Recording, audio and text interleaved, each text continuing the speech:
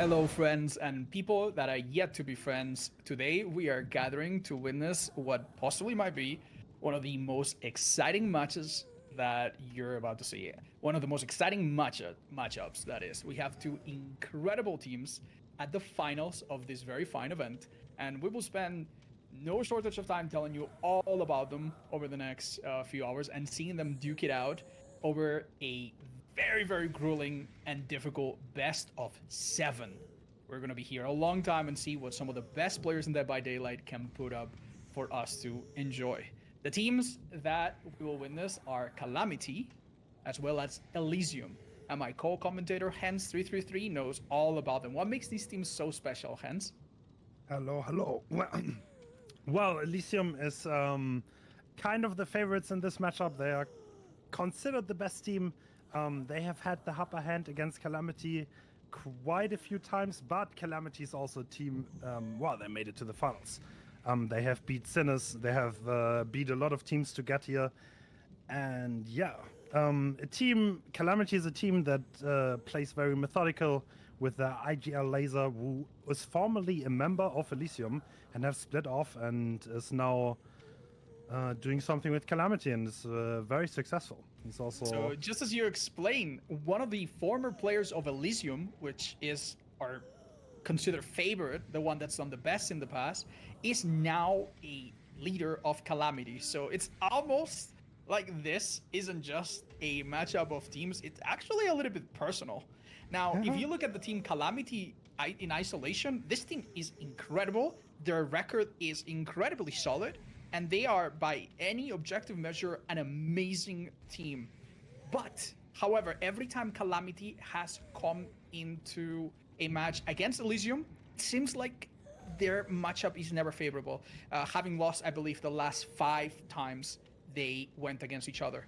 So this is a David versus Goliath thing, where the underdog has a very serious chance to prove themselves and beat the considered favorite. And the fact that these people go back to even being in the same team together in the past only makes this even more personal, even more exciting, and raises the stakes even higher. They will not win by a stroke of luck, however. As we mentioned earlier, this is going to be a best of 7. And of course, if you know how Dead by Daylight competitive works, each team has a turn playing killer against the survivors of the other team, and then the other way around. So they will have many, many games to demonstrate what makes them good, what has allowed them to even make it this far, beating several other teams that are obviously also really, really high caliber. So at the end of the day, we really will see who is the best, and there will be no way around it. Now, one thing worth mentioning, though, is that, if I'm not mistaken, Team Calamity comes from the losers bracket. Is that correct? So this gives them an inherent disadvantage going against Elysium. If they win enough matches to win the best of 7, they will actually need to get 1 extra to prove really that they don't just match Elysium, but that they are better than Elysium, because they come from the losers bracket. Whereas Elysium has not lost at all. If they get the 4 out of 7, which will be the best of 7, that is enough, and that will automatically give them a win. So it is a tough uphill battle for Team Calamity that knows that they have to win a lot of games coming up. And I don't know, for the people in our audience, they might not have this experience, but me and Hens, either together or separate, we've played in tournaments, right? And the thing about tournaments is that no matter how many you've played, you still get nervous, don't you? Yeah, it's always an experience, especially in the finals, in front of a huge crowd. There's a lot of expectations. You don't want to disappoint your teams, and nerves are always a big part of it, yeah. Is there one of the sets that you're particularly looking forward to? For those of you that don't have a lot of time to watch us, we're going to see many games, but what are we starting with, Hens? So, the first one is Nurse. That is Calamity's pick. Laser is an absolute Nurse specialist and probably one of the best in the world. So this is the one set where Calamity might be the most equal and they have the best chances. Or like they might even be the favorite to take that. They also picked that. And yeah, I would expect great things from Laser. He's always showing up. Yeah. Yeah, so Laser is a nurse specialist. Seeing him at work is like watching a skilled worker do a thing that they've been doing for 30 years. It is beauty. But right afterwards, we're going into what I would say, at least not too long ago, would be a very unusual um, set of games for a competitive setting. True. We are going to Well, see Myers in the Hawkins Laboratory map. What is that all about? Is that going to be crazy? I mean, it is quite crazy. So not only that, it's also a very special set that the add-ons are fixed, and the Myers will use stalk speed and infinite tier 3. So Wow. Hawkins is a map where stalking a lot might not be that crazy easily. It's gonna be interesting. Good players can make a lot of things happen on Hawkins. Yeah. I don't know what to expect from that, but it's gonna be a show. Well, that to me is probably the thing that stands out the most, other than Myers, which is definitely not often considered as a high tier killer. The rest of the matches that we're gonna see are definitely very very threatening. We will have Spirit, Blight, Oni, some of the basically it's the very image of a high tier killer when you think about it. And also Wraith and Ghost Face. Now Wraith and Ghost Face also do not maybe stand out as being super strong killers, but mind you, in these maps with these conditions, they are also very very lethal. Wraith is And- actually, Yeah. like you would expect the Wraith to do really well. I These know. teams have a little bit of history on Wraith. I don't know if you remember, but Oh yeah, in the tell us Winter about it. Invitational, there were some crazy matches on Wraith where Calamity looked like they were actually going to take the win over Elysium and upset, but Elysium brought it back beautifully, so that's quite interesting. One thing that's quite interesting about this matchup too, Calamity is a very safe playing team, and Elysium are kind of like the risk takers that just overwhelm with pure skill and individual brilliance. So Yes. that's kind of like a clash of playstyles too. Well, honestly, we will have so much time to see how exactly these strategies diverge. I'm sure that as this is going, you will be reminding us like this is the kind of stuff that these people are known for. This is the kind of style that they are known for. Even though obviously at this high level, there's not too many correct ways to play the game, quote unquote, properly. It really just boils down to just do really well in chase. There are a lot of risky moves and maneuvers that can really pay off for both sides, and we've seen that in the Winter Invitational, but also in many other events. So I'm happy to see if they actually look like different teams, or if just the gameplay at this high of a level just kind of ends up looking the same. I think they will. I think this is actually, I would call them polar opposites. Yes. Wow, And the that's way so they approach interesting. the game and what they do, because Elysium will absolutely take risks that can backfire. So because they are the favorites, but they play in such a risky way where flashlight saves, pallet saves, that's kind of like their thing, you know? And Yeah. Calamity, on the other hand, is totally risk averse. They just play game theory, they die in the right spots, they split the gens on the other side of the map, they get the average result going. Right. Meanwhile, So Elysium, if this was a chess comparison, I know that bringing up chess and DBD gets some people's eyebrows raised. You would say that Elysium is more like a tall grandmaster, like someone that takes a lot of risk, goes for attacks and counter attacks. And maybe Calamity is more like I don't know, Karpov, someone that just plays it super safe, waits for the smallest little mistake, you know, and then builds off that small advantage. Would that be a fair comparison? True. So one thing that you also have to mention though, Calamity is literally a roster of, I think, 5 people and 5 people only. Okay. Meanwhile, Elysium has a very, very deep roster and they have no weaknesses. Calamity, there are some killers where there's just no specialists in their lines, and these are killers that they don't really play well. And it's like Elysium is obviously they obviously know who these weaknesses are, and some of them have been picked. Yeah. And like some of So these matchups, a little bit of context for maybe those that are completely new to this whole thing. During the setup of these matches, the teams get to pick and ban certain things from the other side, and as we explained earlier, they will try to pick killers that benefit them, like Laser picking his specialty of Nurse, but they will also try to pick killers that they know the other side will struggle with. And when Hens mentions that they have a specialist, that means that they have one player that is incredibly good at covering one type of killer or one killer in particular. And the big advantage of Elysium is that they have a man for everything. If they need to play M1 killer, they have Zaka, who is incredible. If they need to play Blight or Wesker, they also have a player that is just the right man for the job. Whereas the weakness of Calamity, right, is that they don't have a man for everything. There are some killers where they simply do not have a person that can do it at a high enough level. Is that a good explanation of this whole phenomenon? I mean, the way Elysium formed, this might be important, is Zaka switched from Eternal to Elysium, and two of the best, like, all-round killers in the world, Zaka and Xeno, are now on the same team, and Elysium just straight up does not have a weakness. In like, no form or shape, these two people can pretty much play anything they want, and yeah, that's why they are considered the favorites. Yeah. I wonder... You know, we do talk about some teams being the favorites, some killers being, oh, they're specialists. But the truth is, the last tournament you and I commentated together, we actually saw quite a few upsets. We saw the Ghost as a specialist be outmatched at their own specialty. We saw the Nurse specialist, I think at one point, also get outmatched by the other. Like, we saw quite a few unexpected results. And I don't know if that trend's going to continue or if everything's going to be super predictable. And I had a question for you, Hans. Yeah.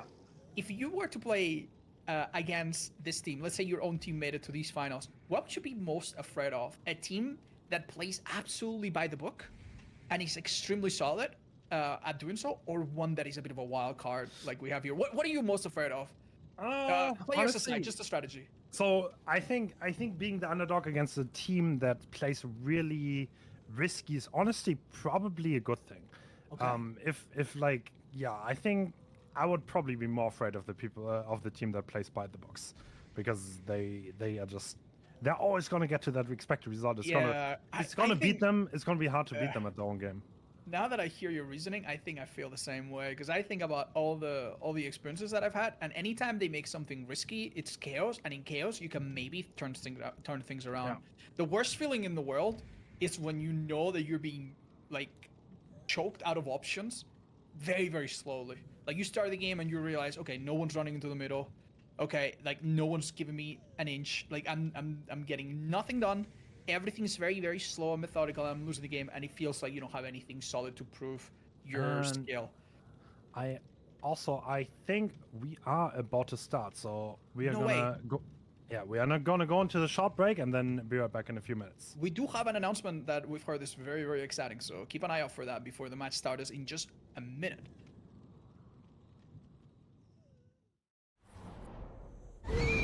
All right, and we are in the first game of this grand final, and we're seeing Laser play on Nurse against Elysium Survivors.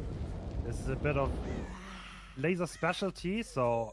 And Spice of the Shadows already activating, finding someone else on. So as we mentioned earlier, Laser from Team Calamity is actually the underdog here, and he has a huge responsibility to set the first match in favor of his team. However, he is more than well equipped. We mentioned earlier, Laser is an insane nurse, easily considered to be one of the top nurses in the world. Now, as we can see, some perks are banned, so we do see, oh, what an amazing hit. Some unusual picks, but even the most unusual of them all, especially in the shadows, is already showing some of its value. Ooh, and that is a down. Yeah, this is actually, for this setting, this is probably the normal pick. You would actually expect Spice of the Shadows and Discordance. Stuff like Pain Rest or Eruption are banned because it would be too oppressive for the nurse. And that is the first hook. There's a Deliverance player really close by in the locker. Okay. I love this, because this is kind of what you would expect to see at the low level. People being scared and people being hiding next to the lockers, next to the hook. Tell us, Hans, what do survivors need to accomplish in this situation? Why are they playing in this manner? So this is the Deliverance player wants to get the first unlock, and Laser went to that gen to pop the gen, and that was the timing that was being used, and Lucky Break. Oh my god. Oh my god. He's gonna find them though. That was very well done by Laser. So Lucky Break being an amazing stealth perk, and we also had Resurgence to perhaps heal out of the hook, but this was just not possible, sadly. So the nurse found the person of the hook. And, Fast unhook definitely backfired for the survivors. We are still at 5 gens. The pop has been delivered. He's now in basement.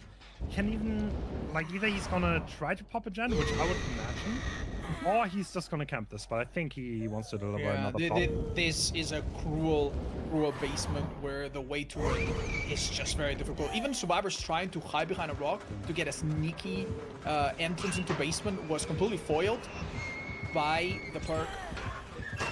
Oh, very nice timing. Yeah, the thing is, there's no one else to rescue though. There's no one else there.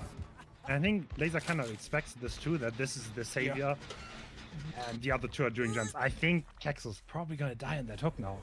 Yes.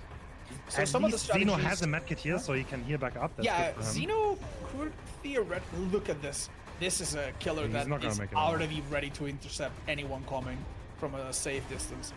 One thing to consider, even if he was closer, the anti-camping mechanic is not allowed to be used. So survivors cannot rely on that. They actually need to get each other off that hook. And as you mentioned, they opted not to do that. Oh, Zeno with a beautiful bait. Healing himself last second to make himself a nice juicy target while his two teammates, no doubt, are doing gens in the background. One of them comes right now. And now we have Zeno probably taking the chase as far away from the relevant generators as possible. Excellent. Camera movements there. Goodness. He tried to do a pallet save when that failed. Stealth was an idea, but Laser is not a nurse you can juke easily. So, 2 gens top. I don't think there's much going on. And this is the hook. I think these survivors are in trouble, honestly. So it looks like Royalty kind of wants to stealth in this general area. He still has Deliverance up, which is a huge resource for the survivors. So if Royalty gets hooked here, he would have no trouble, and he's actually this is really interesting. He's getting the toolbox, and now he just wants to stealth because of the nurse around. Sadly, there's a Spectre bug going on, so we will not see the nurse. Yeah. I think there was a slice of the shadows. There was a slice of the shadows proc that told the nurse there is someone in this relative area, but he's no idea where, and she's probably not going to check the basement lockers. So sadly, Kexo, who died relatively early, did not get even a small chance to use his toolbox. But that toolbox will still save roughly about 15 seconds or so. So it's worth picking up from the basement. They are playing it beyond safe right now. They know they have to go for that rescue eventually, but... I think they're probably very happy to let this go second. And Laser's also going to be very happy to let this happen. But it's going to be so hard to get that last gen done. The way this is looking, this might end up on this. So, yeah, like Laser making absolutely sure no one's coming there. Royalty not crushing much. The Kate is probably going to start a gen, but it's going to be a tiny bit too late here. Now that the second stage is secure, maybe Laser is feeling a bit more confident and actually trying to check the gens. Keep in mind, getting our 4 kills is not even the end goal here. You might actually want to make sure that you get also the kills as soon as possible. So, Laser checked on both gens. Now he knows there's not much box going on. He's just going to go back because he knows he can get the kill on Zeno and no gen is going to pop for this. And he's probably going to be in the winning position. I don't know about this. This looks like an exchange. Is it even going to happen? Is it even going to happen? Yeah, this is overcome on the survivor, which is sadly not enough. Sadly, the speed boost is obviously lost when going through the window. Not much to be gained there. I mean, this unhook from Colette can happen on its own, but whether or not Zaka manages to finish his generator when that occurs is up for debate, I guess. Kind of interesting. So Royalty had a build exactly for this situation. Sadly, did not do its job. He had overcome and deliverance, so he can just run in and trade. But I cannot believe Laser he started with just the spies again. Yeah. Laser found him so early that it sadly didn't do anything.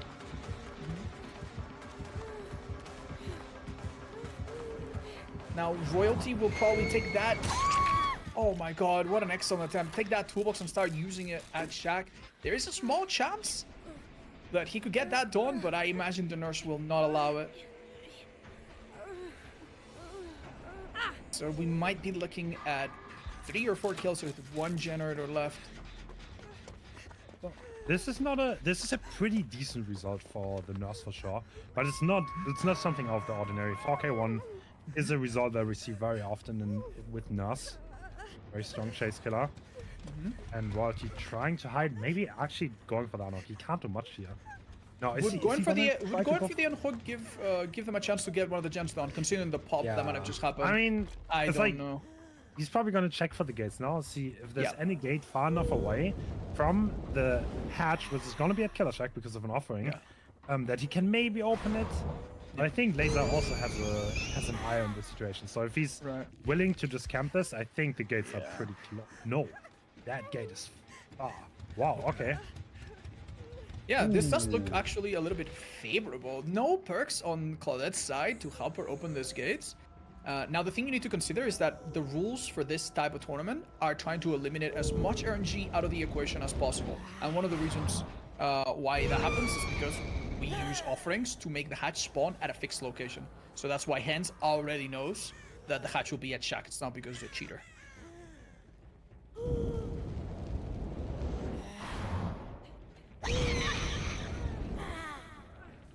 I think Laser's in a tiny bit of a pickle here. For the simple reason that this gate is so far away from the hatch that it is pretty much uncontrollable. So I think this gate is gonna get open. Yeah, this the survivors are aware of this, of course. And so do you think that knowing this, you would do the other gate, or is this just so uncomfortable? Because if the nurse uses her mobility in a straight line and goes there, I don't think that gate gets open. But am I missing something? I mean, Laser knows if he closes this gate, he cannot protect the target. Dude, this is crazy. Like, he didn't even close it. Like, Laser is so confident. No, because he loses. He loses if he closes. Yeah, but what if Claudette was right next to the hatch? Right? He's so confident that Claudette is nowhere near that hatch. Yeah, because Zaka would have suicided while he was so far away. Yeah, exactly. But he didn't. So Laser is reading the situation perfectly, understanding that the Claudette understands that he knows that he wouldn't be close enough to... This is so many levels of prediction. I think it's really, really remarkable and worth pointing out. Yeah. So, okay, right here obviously also is trying not to get spotted. He has a very sneaky skin, but... Yeah, eventually if you get close enough, the cries of pain, even if you crouch, which makes them a bit quieter, even if you crouch, they are still audible. Oh, the nurse is painfully close. Wow, he didn't see that. And they no doubt hear the terror radius, but they're just looked straight at her, by the way, but did not see her. No. There are some obstacles on the way. Oh, this is so painful. So even if this Claudette escapes, that would just mean the survivors have to get every gen done. If it would be 4K1 and everyone dies, then that would be a win for Elysium. All right. It seems Laser... Is he reluctantly about to close this? Oh, we're about to see. All right. Okay. Well, so the thing is, the Claudette is not on the switch anymore, and I don't think she's gonna make this. Yeah, I don't know where their head was at. Maybe they thought that after a while the nurse would do a more thorough search, and they felt like they had to weigh that out. This might be where the first time where the prediction of what the other side is gonna do is wrong. So yeah, the nurse now has to check between two exit gates that are uncomfortably close. Claudette has to be extremely mindful of disturbing any crow, which could give it away immediately. And this is just tense. It's very tense. There are some strategies that can help you, such as partially opening the exit gate, but I mean, it will come down to at least some element of luck. This is absolutely insane. Yeah, she can see both gates though. This is impossible. I think she has a spot in the middle where she can see both gates, and she is holding a blink. Oh my god. Yeah, it seems you're right. I don't know if Claudette can do anything in this situation. There seems to be... Right, there's the prophesize birdie perk. Right. And well, excellent effort, but it does result with 4 kills with 1 gen left. Now, I've been told by the organizers that this is still a really good result. It's not uncommon for nurses to see survivors escape through the exit gates quite a bit in a setting like this, but this isn't a usual team, and this is not a usual encounter. We have possibly the 2 best teams in this region, if not the world, duking it out. And as Hens mentioned, it's not impossible at all that the nurse from Team Elysium will even do better than this. The start matters a lot in this setting. That was, I mean, Laser just played it down beautifully. He got the pop going. he instantly found the lucky break. So if that stealth Yeah. would have worked, then we would be in a different scenario. It did not work. Laser found them again, delivered another pop. Yeah, that was just beautifully That was played. bad, He yeah. executed it optimally. And yeah, I mean, this is obviously really good for Calamity. They're going into this final as the underdog, but they have a very, very good chance of taking the first set here. So what will Team Elysium, now playing Killer, have to do even better? Now, let me ask you a question. Could Team Elysium change their build to adapt to this new situation now that they know that it's never going to come to endgame because they need to win for endgame? Could they do a final last-minute adjustment to their build to adapt to this? No. So the way the rules of this tournament work is that the builds are pre-selected before this entire thing begun. So every build for every matchup that we see now is going to be pre-selected.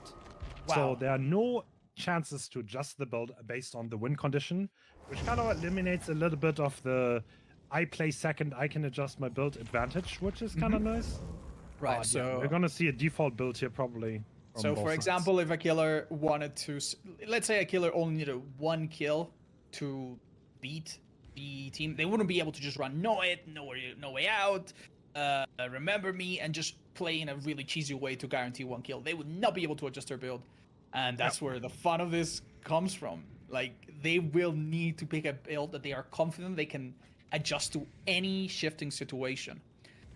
And what we might see now that we said that Elysium is a bit more of the wild card, while Calamity plays a little bit safer. So in this next matchup, I would expect to see some of those quote-unquote safe strategies. Now, here's some of my understanding of what survivors in a setting like this do against Nurse. They do things such as double up on gens. Why is that? Generally, if you get 1 gen done, especially with that result, you kind of want to aim for getting 1 gen done for the first hook. If you do that and you deny the pop on the first gen, then you are in a position where you can probably win the race against the clock, where the Nurse tries to turn someone out. You try to do the gens. So that would probably work in their favor, and that's what they're going to try to do. But we saw Discordance in the last match. That is the adaptation from the Nurse to counter the meta. Because if you double up before the Nurse really commits to anyone, then she's going to zoom to your gen, interrupt the double, and then you might have a hook inside the gens, and then you're on the so difficult. So survivors need to they need to sit on a gen to get it done using the very few precious seconds that their teammate can buy against a Nurse of this caliber. But they also can't do it too early or too close. Otherwise, Discordance will give them away. If you do it too close, then the Nurse will deliver a pop to that gen, which will make it lose a lot of progress, and it's downhill from there. And if it's too far, well, you run the risk of just not getting the gens done quickly enough, or something else that's worse happening. So yeah, this is not easy. Do you think it happens often that survivors try to maybe mess with the Nurses by doubling on a gen to check for to fool maybe the Discordance? Because one of the sad parts about Discordance is that the survivors do not know for sure if it's there or not. Yeah, no, I don't think so, because you kind of don't want to run into that scenario, because they know for a fact that 2 survivors there. You stop being gen efficient if she actually gets there, because even if you kind of fool it, you have to rotate. You have so much downtime. It's probably not gonna happen. But like, one thing about the last game was that the first down was so close to the gens that Laser could just go into the main. He popped the gen, the Anno came through, but he was still so close nearby that he just got the hook again, and that's kind of where it escalated. Yeah, and he was a real upset as well, because the survivor had an amazing stealth perk and he did nothing to help him. And that's what Calamity needs to do better here. They need to not give a hook that is anywhere close to the gens that are being progressed.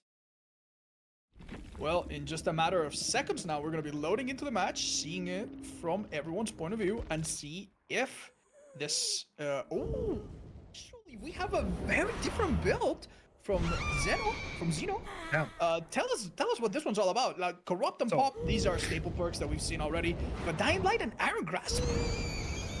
So, that's such a good find. So Iron Grasp, hook positioning matters so much against Nurse, because you always want to be next to the gens.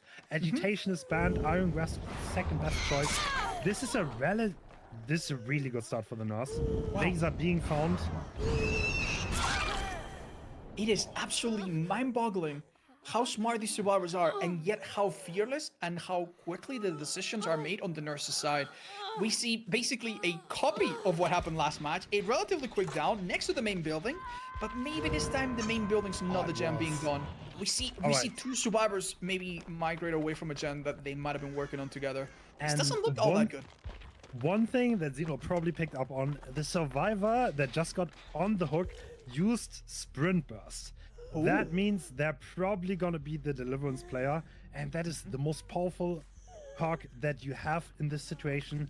And now it's presumably out of the game, and it looks like we're looking at a 4-gen. Yeah, to be fair, Laser was hiding in such a good spot. I still don't even understand how they got found. Okay, so the spawns are kind of, because the survivors spawn together in the corner. The killer knows where everyone spawned, period, because it's the farthest place away. We have some offerings to guarantee that survivors basically cannot just hide forever. Yeah, and one thing about this, the sprint burst user will probably stay in that area, and I think Zeno just made the perfect read. Alright, the sprint burst user is probably still at the spawn point.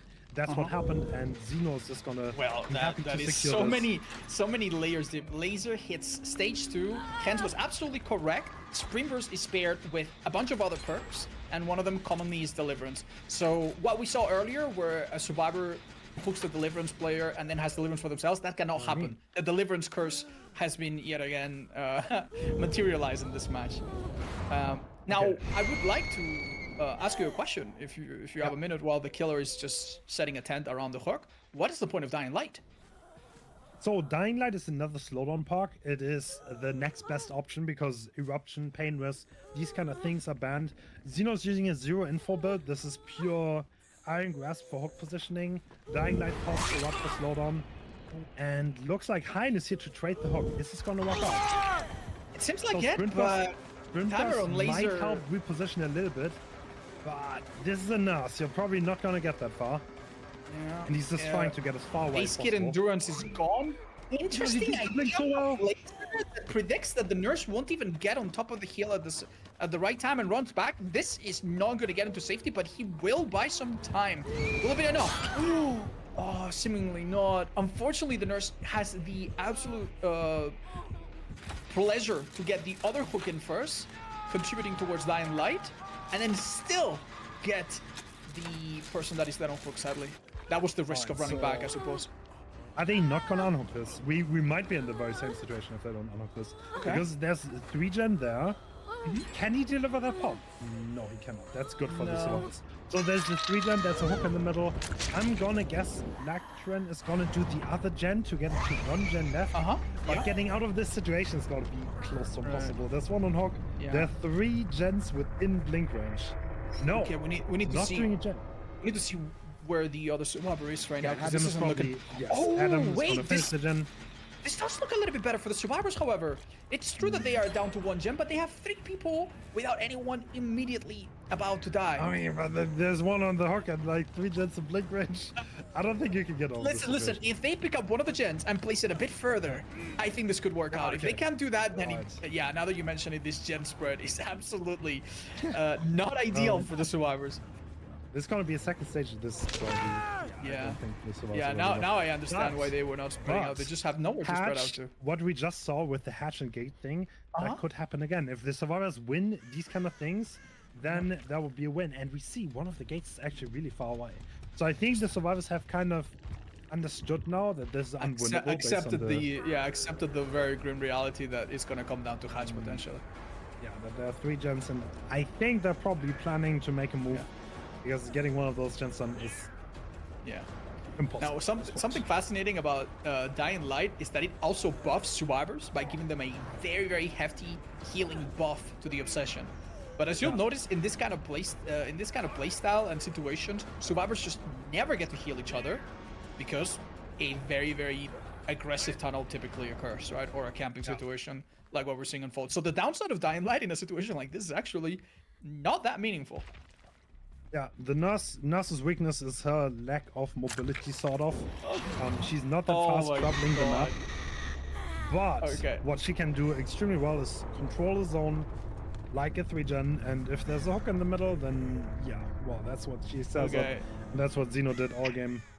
The horseshoe theory of DBD competitive is showing again. We have Adam completely far away from all the gens, as if he was one of your random solo queue players, which sounds almost like he's absolutely clueless, but no, this is actually what's going on. They will sacrifice possibly Lactrin eventually, and then set up Pedro or Adam to be the receiver of Hatch, if it comes to that. I don't know what's going on. I think the survivors are planning. No. Okay, we're starting the gen. Yeah. It's dying light, slowing it down a little bit. And yeah, you're right. Pedro doing a wait, no. 80s I don't think there's any perk that helps here. to help him out get the hatch, that is? Yeah. Yeah, it might just come down to luck. So yeah, the idea here is if Lactring is left alone, he will do a gen, and if not, well, they'll die and Adam gets hatched. That's the idea. But I mean, yeah. We did see Adam pick up and drop an item. That looks like he's doing some squats, but there's actually a reason behind it. If you pick up and drop an item, the game thinks that you're doing an action. So, Did you notice something? Yeah, well, I mean, I noticed something, yeah. So, we see a repeat of the last play, but if Xeno does what Laser did to win that, then he would lose, because he was executes are even actually further. gambling on the hatch. And it looks like Lectron... So, Xeno wants to avoid this situation. He wants to get both injured if possible. Uh-huh. Yeah. And now he just wants to find Pedro. Oh. So the difference if one person is injured by the time they get to hatch, I mean, it's pretty obvious, right? They're easier to find. They cannot open the gate last second. You could always down them. Is that the idea behind it, or is there anything further? So you want to get both injured because that is way easier to locate. They leave blood. They have grunts of pain. And yeah, it's just gonna be way easier. That's why going into the endgame situation, the survivors are just gonna hard pressure. So Xeno has as little time to find Pedro as possible. That's why Lactron is here in the gens, and Pedro's just dropping a flasher in the corner. Oh, that looked almost like she tried to go into a locker. Right, so I think this could go on for a little while. Now, one thing on the survivor side is that they, at this point, should know every single perk on the killer side. They do not have to worry about any hidden information perks such as Spice on the Shadows or Discordance. At this point, all of these perks have shown themselves in one way or another to the survivors. Okay. So okay, now. So does Xeno actually have the read? If he closes the hatch, the survivor could be on the other side of the map and could be opening the gate. That's the problem with this closing the hatch. Then again, like, look how far our Adam player is from the gens. Say that some miracle happens and the nurse checks around this area and then she was wrong and the gens are getting done. It is really scary. You don't want the survivor to escape, but you also need to check on the gens. You can't leave them alone for too long. I mean, she can check now. That's gonna be 100 seconds. Oh my goodness. That is a bug. That is a spectator bug. The nurse is not in that location. Yeah, like she's gonna check the gens now. She's probably gonna check the general area, and she might even looks like she's on the screen of Pedro. Is he being found? Yep, he was being found. Okay, so the nurse having the right read. Pedro was by the hatch and he has been found. This means the first set is actually going to be a draw. And what's going to happen in this draw situation is that we're going to see a replay almost right away, and we will see Xeno reprise his role as nurse. We will not switch back to Laser. This is going to be redone. Me and Hans over the last few minutes have talked about the theory, the do's and don'ts against nurse, and you get another chance to see that unfold, because right now, even though they had different paths, they ended in the same place. All survivors dead, one janitor left. Yeah, I mean, it was a very good start for Xeno. He found the Deliverance player literally out of the gate, which is pretty much the jackpot. Yeah, that is really unfortunate. Now, I'm really fascinated by your explanation behind what happened. So, let's go. Could you run us through that again? So, all survivors start together. Most of them spread out. The person with sprint burst doesn't want to spread out because they prefer to save the sprint burst. But also, the killer knows this, and they anticipate this, and they also deduce that the person with sprint burst is possibly also the person with deliverance. And they found it.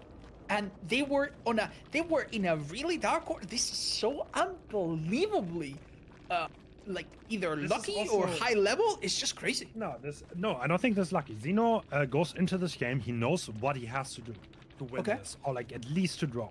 So he needs a result. He cannot just play the game and just be like, haha, I'm just gonna do what I always do. He needs a start that makes it worthy. And I think he just took a little bit of a risk. That's what Elysium players Yeah. usually tend to do. They like to take risks. They're not risk-affine. It's like, okay, I'm just gonna look for the daily player. Yeah. I know what Laser does. I played with him on a team for a year. I know he likes to hide. I'm just gonna look for him. He's probably the Deliverance player. And yeah, that's what he did. And he found him, and he got a great result for him. I didn't even consider that angle, but it's true. We explained earlier that Laser actually used to play with the folks at Team Elysium, and now He has was branched actually out. the nurse player for Elysium for quite a while, yes. So do you think Laser is feeling a bit resentful, being like, oh, I told you my secrets, I told you everything, and now you're using it against me? Do you think there's that kind of beef going on between them a little bit? I mean, it goes both ways, though. Laser knows Yeah, the absolutely. survivors of Elysium also. Yeah. This is kind of like a layer. Yeah.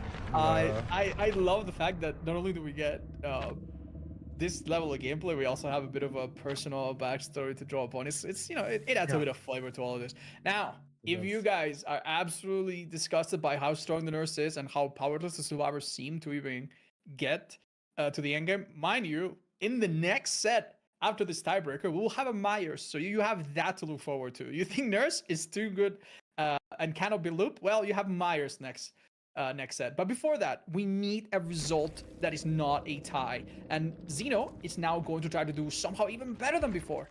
I imagine the exact same build will be used, down to the add-ons and the perks. That's right. And this time the spawn is a little bit different. Let's see if the result is also Actually, I think something it's entirely literally new. the same spawn. Is it really? Oh, and the survivors are splitting up already. And looks like someone has been spotted Someone's by been spotted? the shack. Wait, please tell me that wasn't Ada, because I think I saw a trench coat. Oh my god.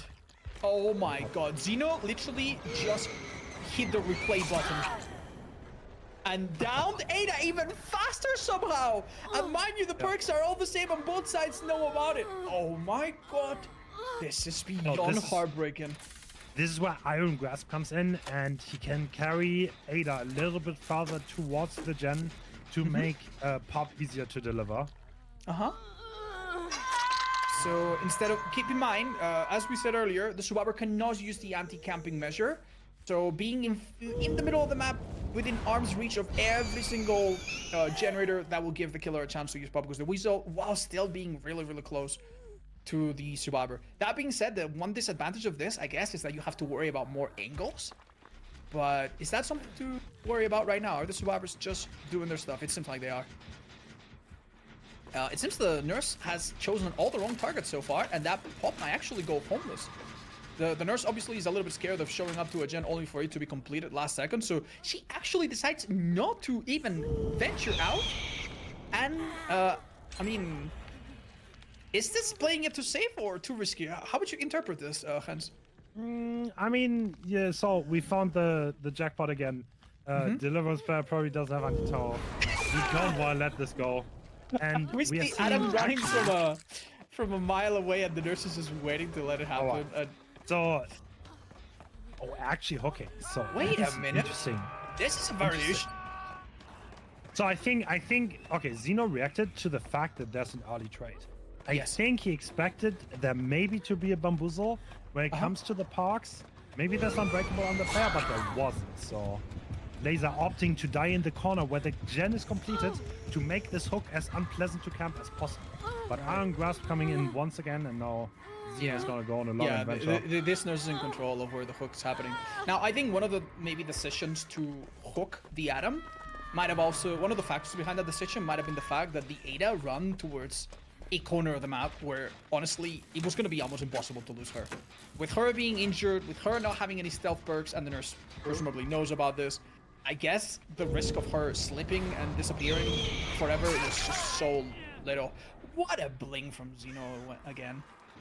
Good read by Xeno. There's no one there for the unhook. No one is hovering. And he just takes the free tag on Hein, and he has an beautiful 3-gen around this hook, actually.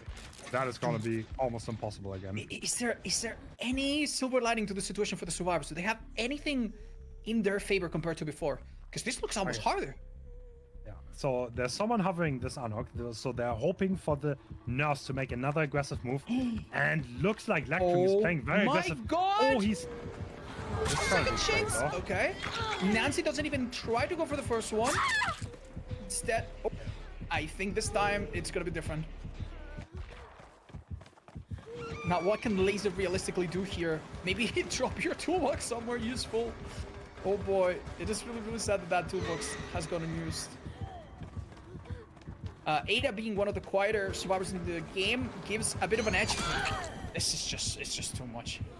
You cannot stay on the loop. If you run away, you have no safety. This was just a matter of buying as much time as possible. Ooh, a little slip up on that heel. Are in a pretty rough spot now. So they took a free tag. Nancy was hovering that unhook. And that's just gen progress that didn't happen, and now there's still 3 gens to repair. Okay, I'll give you something that these survivors have that they didn't have before. They don't have a survivor on the hook.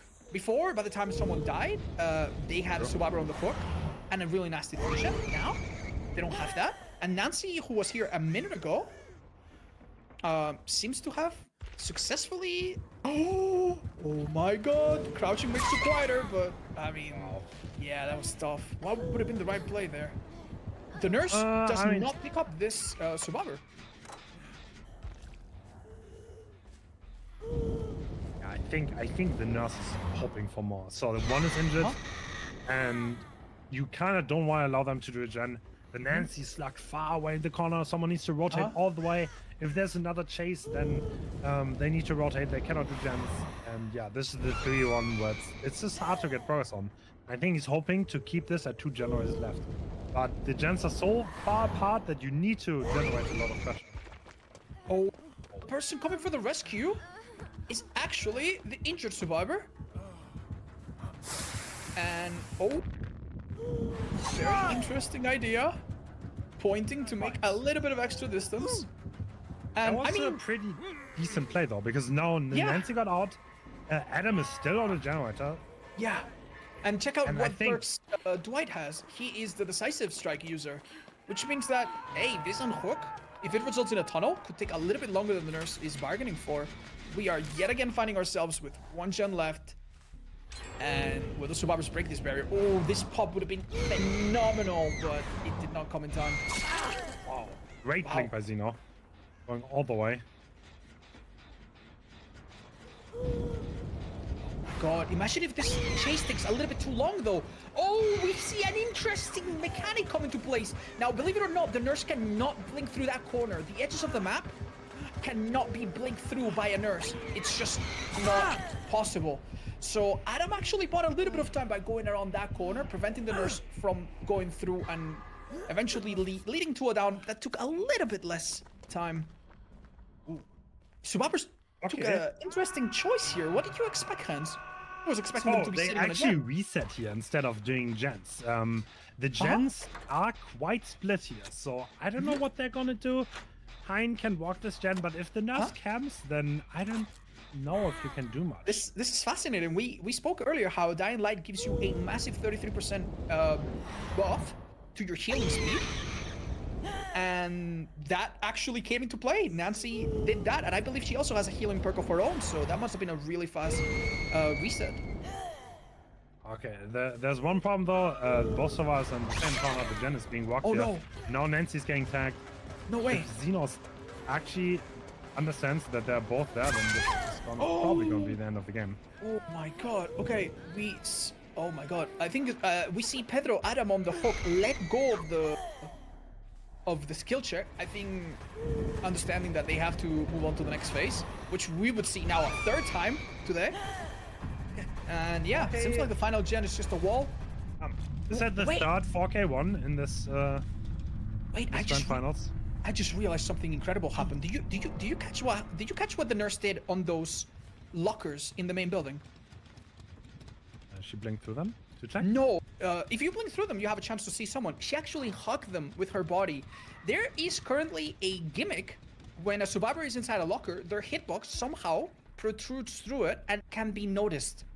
And I think this killer knows that because they walk by the lockers and hug them really tight to check if the hitbox was noticeable. And if they notice a bump, they would have opened it and found the Dwight. Look, they're gonna do it again. Now, mind you, when you're healthy, you should make zero noise in a locker, but this is a way you can be detected. Oh, and he's looking for the Dwight. Lectrin is halfway bled out, but because he's already been hooked, I don't think. No, he has not been hooked. So Lectrin. Oh my god. Oh my god. Oh my god. This is gonna be an inevitable. So, fourth kill. The Dwight has been found, but there's still one thing to play for. Lectrin has not been hooked yet. Crash hook is one of the win conditions. If Lectrin would not be found, if 4K won the conventional result that happened twice, would mean that Calamity could take that with the 4K1. So right, that so is our quite nurse relevant. has no info and she now needs to remember or guess where the Atom on the ground is. And looking at, sorry, not the Atom, the Nancy on the ground is. And looking at the timer, it is about a minute before the bleed out. So the Nancy chose to go to the very middle and Xenos looking at the corners. If he's actually looking at the corners, then he might not find this Nancy. That would be very, very Nancy has relevant. a convenient crate camo. And she has found a really nasty spot where the nurse might honestly not hear her. Nurse has to race. It's been about 30 seconds with about 30 seconds left. Wait, doesn't check basement. Is it a drone, Lectrin? Oh, I never. Oh, I heard her. No, you didn't. Oh. Keep in mind the spectating audio is sometimes different. I think this camera betrays it. All right. Oh, with just seconds to go. No. Yeah. Okay. Yeah, so, just to remind, the only reason this is relevant is because the crash hook on Lectrin has not been collected yet, and that is the third condition for a win. So if the gens are equal, the hooks are, if the gens are equal, basically it would be the tiebreaker. Yeah. So getting the this tiebreaker would be fresh hooks. Yep. So basically, Xeno matches his earlier performance. And it's gonna come down to Laser now, who is, as we explained earlier, one of the world's most renowned nurse players, to do better than this. Now, it seems to me like the final gen is just a hard wall that survivors just cannot break through. They just cannot do it. But if they could at least tie again, that would probably bring a little bit of relief to Team Elysium. Can Laser kill everyone with, say, 2 gens remaining? Is that what you think will happen, or will it just come down to Hatch again? If it was Laser, I would be a little bit tilted. He got found twice early game. I know. How does that even happen? How does that even happen? And they were, but mind you, he was not in like a similar spot. He was like completely far away. Like Laser. Do you think the frustration from playing a very difficult survivor game carries over when you play Killer immediately after? Is that a factor that you think could affect this play? Yes. Tell us what's going on in his mind. I think mental matters a lot here. Yeah. The confidence is the number one thing. If you think you're the beast and you're the best, you're probably going to perform better as if you are thinking, okay, these survivors are so good, and Xeno's in my head and he just found me twice. Yeah. If you're in that mindset, then it's so hard to actually have good reads on your opponents and perform well. So yeah, Laser's super experienced, don't get me wrong. He's one of the best nurses out there, and he always performs. So I don't think it's gonna affect him, but there's always the possibility.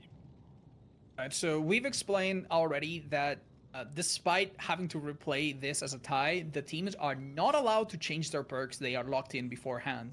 So with the perks being exactly the same as they were before, which I believe was Corrupt Pop, Discordant, Spies from the Shadows, is there any change in strategy that you see happening? Do you think they'll do anything different, or is it just a matter of doing a little bit better than before? Okay, I think Xenos perks are just better for a tie condition, because both Discordants and Spies are just perks if you know they're there, you can play perfectly around them. Spies sometimes being extremely hard to perfectly play around. It's just a really strong information park, and sometimes you just disturb cross. Like maybe you don't see the cross coming. There's no helping it. But knowing that the scones is in play is gonna have a massive effect, and the survivors can perfectly play around it. Wow. Well, we saw earlier how we discussed earlier the possibility of faking the discordance, and what were the risks. I personally, I want to see it happen.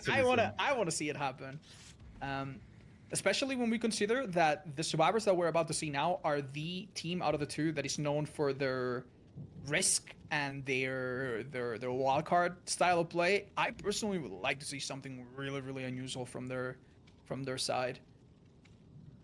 But will it be enough? Oh, it's going to be exciting. And mind you, I don't know what will happen if we have another tie. Maybe we can ask our beautiful organizers if it will be replayed again or if we all get sent home. So if there's another tie, I'm pretty sure that's going to be another replay. So this is Nurse day today. 4K1 all day, baby. 4 replays. So after potentially up to 69 more Nurse games, we will play something else. So anyone in our audience that is put up by the Nurse or that has already seen enough of what it's like to play against a high-level Nurse, no worries. We're gonna go for something quite the opposite of Nurse, really, in the next set. But for that to happen, we need to get a better or a worse result in this upcoming match, which is happening in just less than a minute, probably. If we get another tie, we will replay it again. I mean, let's see. So, I mean, these rule sets are kind of like forgiving for the survivors. So you think? Yeah. So it's definitely not the hardest thing in the world to get someone out of the gate here. And yeah, let's see if Laser can recreate his early performance. Yeah. We do see a near identical spawn. Now that you mention it. Especially when the shadows already give someone away. But is that the better target? Ooh, no, it's probably gonna be someone with a very aggressive build. That's the thing. If someone goes out of the spawn, it's like, yo, killer, I'm right here. Well, probably yes. Probably listen. I cannot overstate just how difficult it is to make those calls around loops like that. Yeah. We explained earlier that confidence is super important, and by the looks of it, Laser has not lost an ounce of it. That okay, was this cons was on for a second. They haven't abandoned it yet. I don't know if it's the play you've foreseen coming. It could be. It could be. No. They're trying to finish it. They're trying to finish it. Zaka missing one skill check. Someone is hovering the hook with Deliverance, and are they gonna finish this, or is this gonna be pop? I don't know if the killer knows, and they do because of this cordons. It doesn't seem to me like that gets finished. It's gonna be hit by pop. There's no DS on the Data player, so this is probably light DS on Zaka. So if Laser wants to tunnel this, and he's gonna bother. Guardian is in play. The perk from Babysitter. What this will do is remove the blood and scratch marks. Did that allow Arcade to make a clean getaway? Seemingly not. But tell us, Jens, what is Decisive and Lithe so good for? Alright, Zaka wants to die somewhere where he can use Lithe afterwards. I don't know if he can, though. This does not look like a good spot. I think he made the call that he didn't want to... Oh. No! He just missed, yes!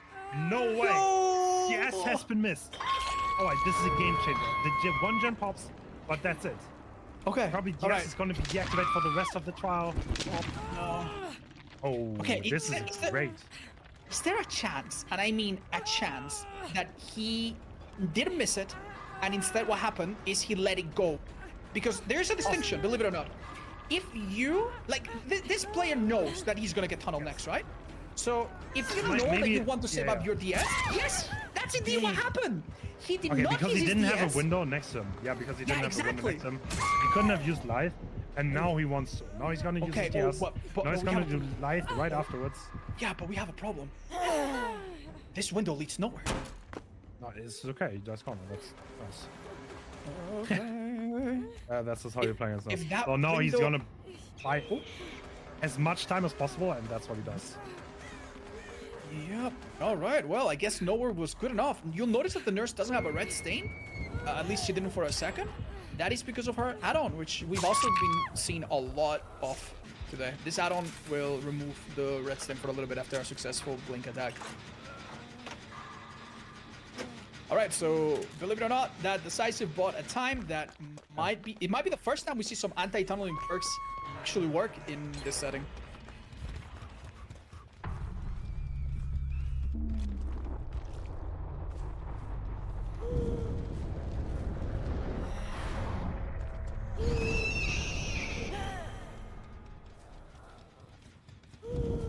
What's your evaluation of what the Suavas can do here? Do they look to be in a better spot? Oh my god, that looked almost promising. I am honestly not too sure. So, I mean, there's no other hook. They're both full health. I don't think, is there a good gen split? So these two gens are really close together. I don't know what the third one is. Ooh, yeah, okay. This is kind of risky. So I don't know if ELY has been spotted. No. I think we're seeing a late deliverance play. Royalty, the Claudette player, seems to be, gets the rescue right away. So Claudette obviously, oh, what a nice idea, but I mean, what can work against Laser? This is lucky break, so maybe a getaway. Also very interesting, this is kind of an adaptation. The Sprint Blast user doesn't have deliverance. Maybe to fool the nurse a little bit. Yeah. But this is another really fast hook. And I don't think there's much progress. They need to make sure that they get another gen here to even get a tie. Oh, can they body block that hook though? Oh, that is an incredible idea. He is coming in time. Maybe deciding not to do it. Yeah. I mean, that would have been a heck of a play, to be honest. It seems Claudette doesn't know any piece in this generator. Mind you, if she goes down, that would actually be a bit of a relief for her team, since she can unhook herself with the active deliverance. And I'm pretty sure that she... Oh, that's unfortunate. She will try to use her exhaustion perk to make as much distance as possible away from the gen that she herself was doing. The nurse... Does she show any interest? Seems like she's gravitating towards someone else. Maybe understanding that Claudette was not a good target there. These are really good gens. Okay, is Laser gonna commit this chase?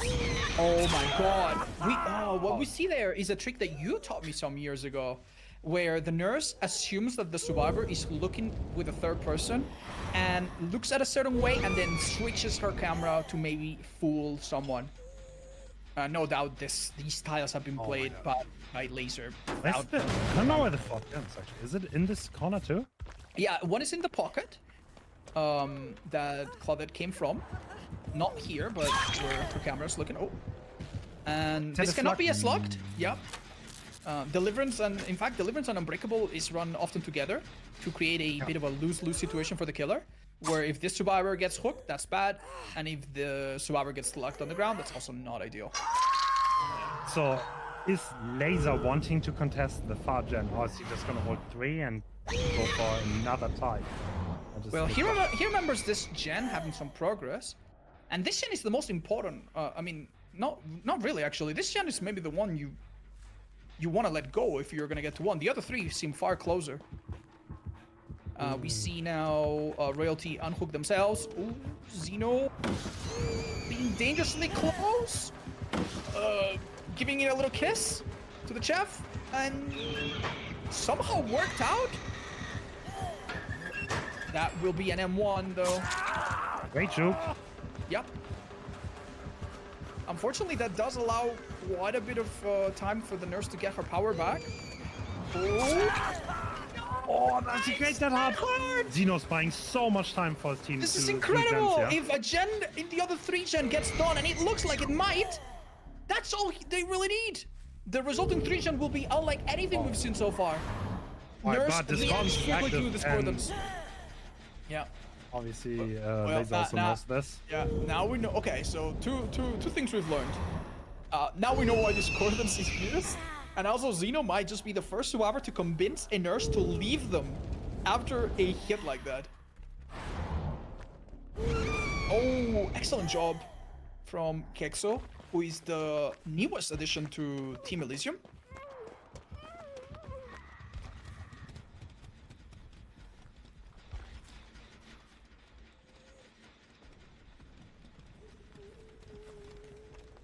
now we have a terrifying moment of silence where the nurse is trying to make up what exactly the survivor's doing. This teleport away probably betrays the fact that she expects them to be healing each other far away, and seems to be on the money. Yeah. Looks like the interrupt on the heels coming in. Listening through the gates, the survivor's doing the typical comp corner. Now we know why it's called the comp corner. So yeah, just in case someone is not aware of this, why do you die in corner? No, this gen pops. That is gonna be it. Yeah, I'm pretty sure. Yeah, this gen is gonna pop. That would mean Elysium would take this Nasset. Wait. Yeah, no, it seems inevitable. So, the great upset has happened. Laser on Team Calamity, who were the favorites for this round, actually takes an L here. And Team Elysium, who is overall the favorite, but that was not favored to win this particular round, wins. What does this mean for Team Calamity in the coming matches? We will go into more detail, I guess, but so Calamity lost their own pick. This is the one set where they are definitely equal to Elysium, 100% on paper. But they barely lost it after one tie, and now this one. Yeah, it's gonna be hard to bounce back. Next one would be Shape on Hawkins. Quite an interesting set.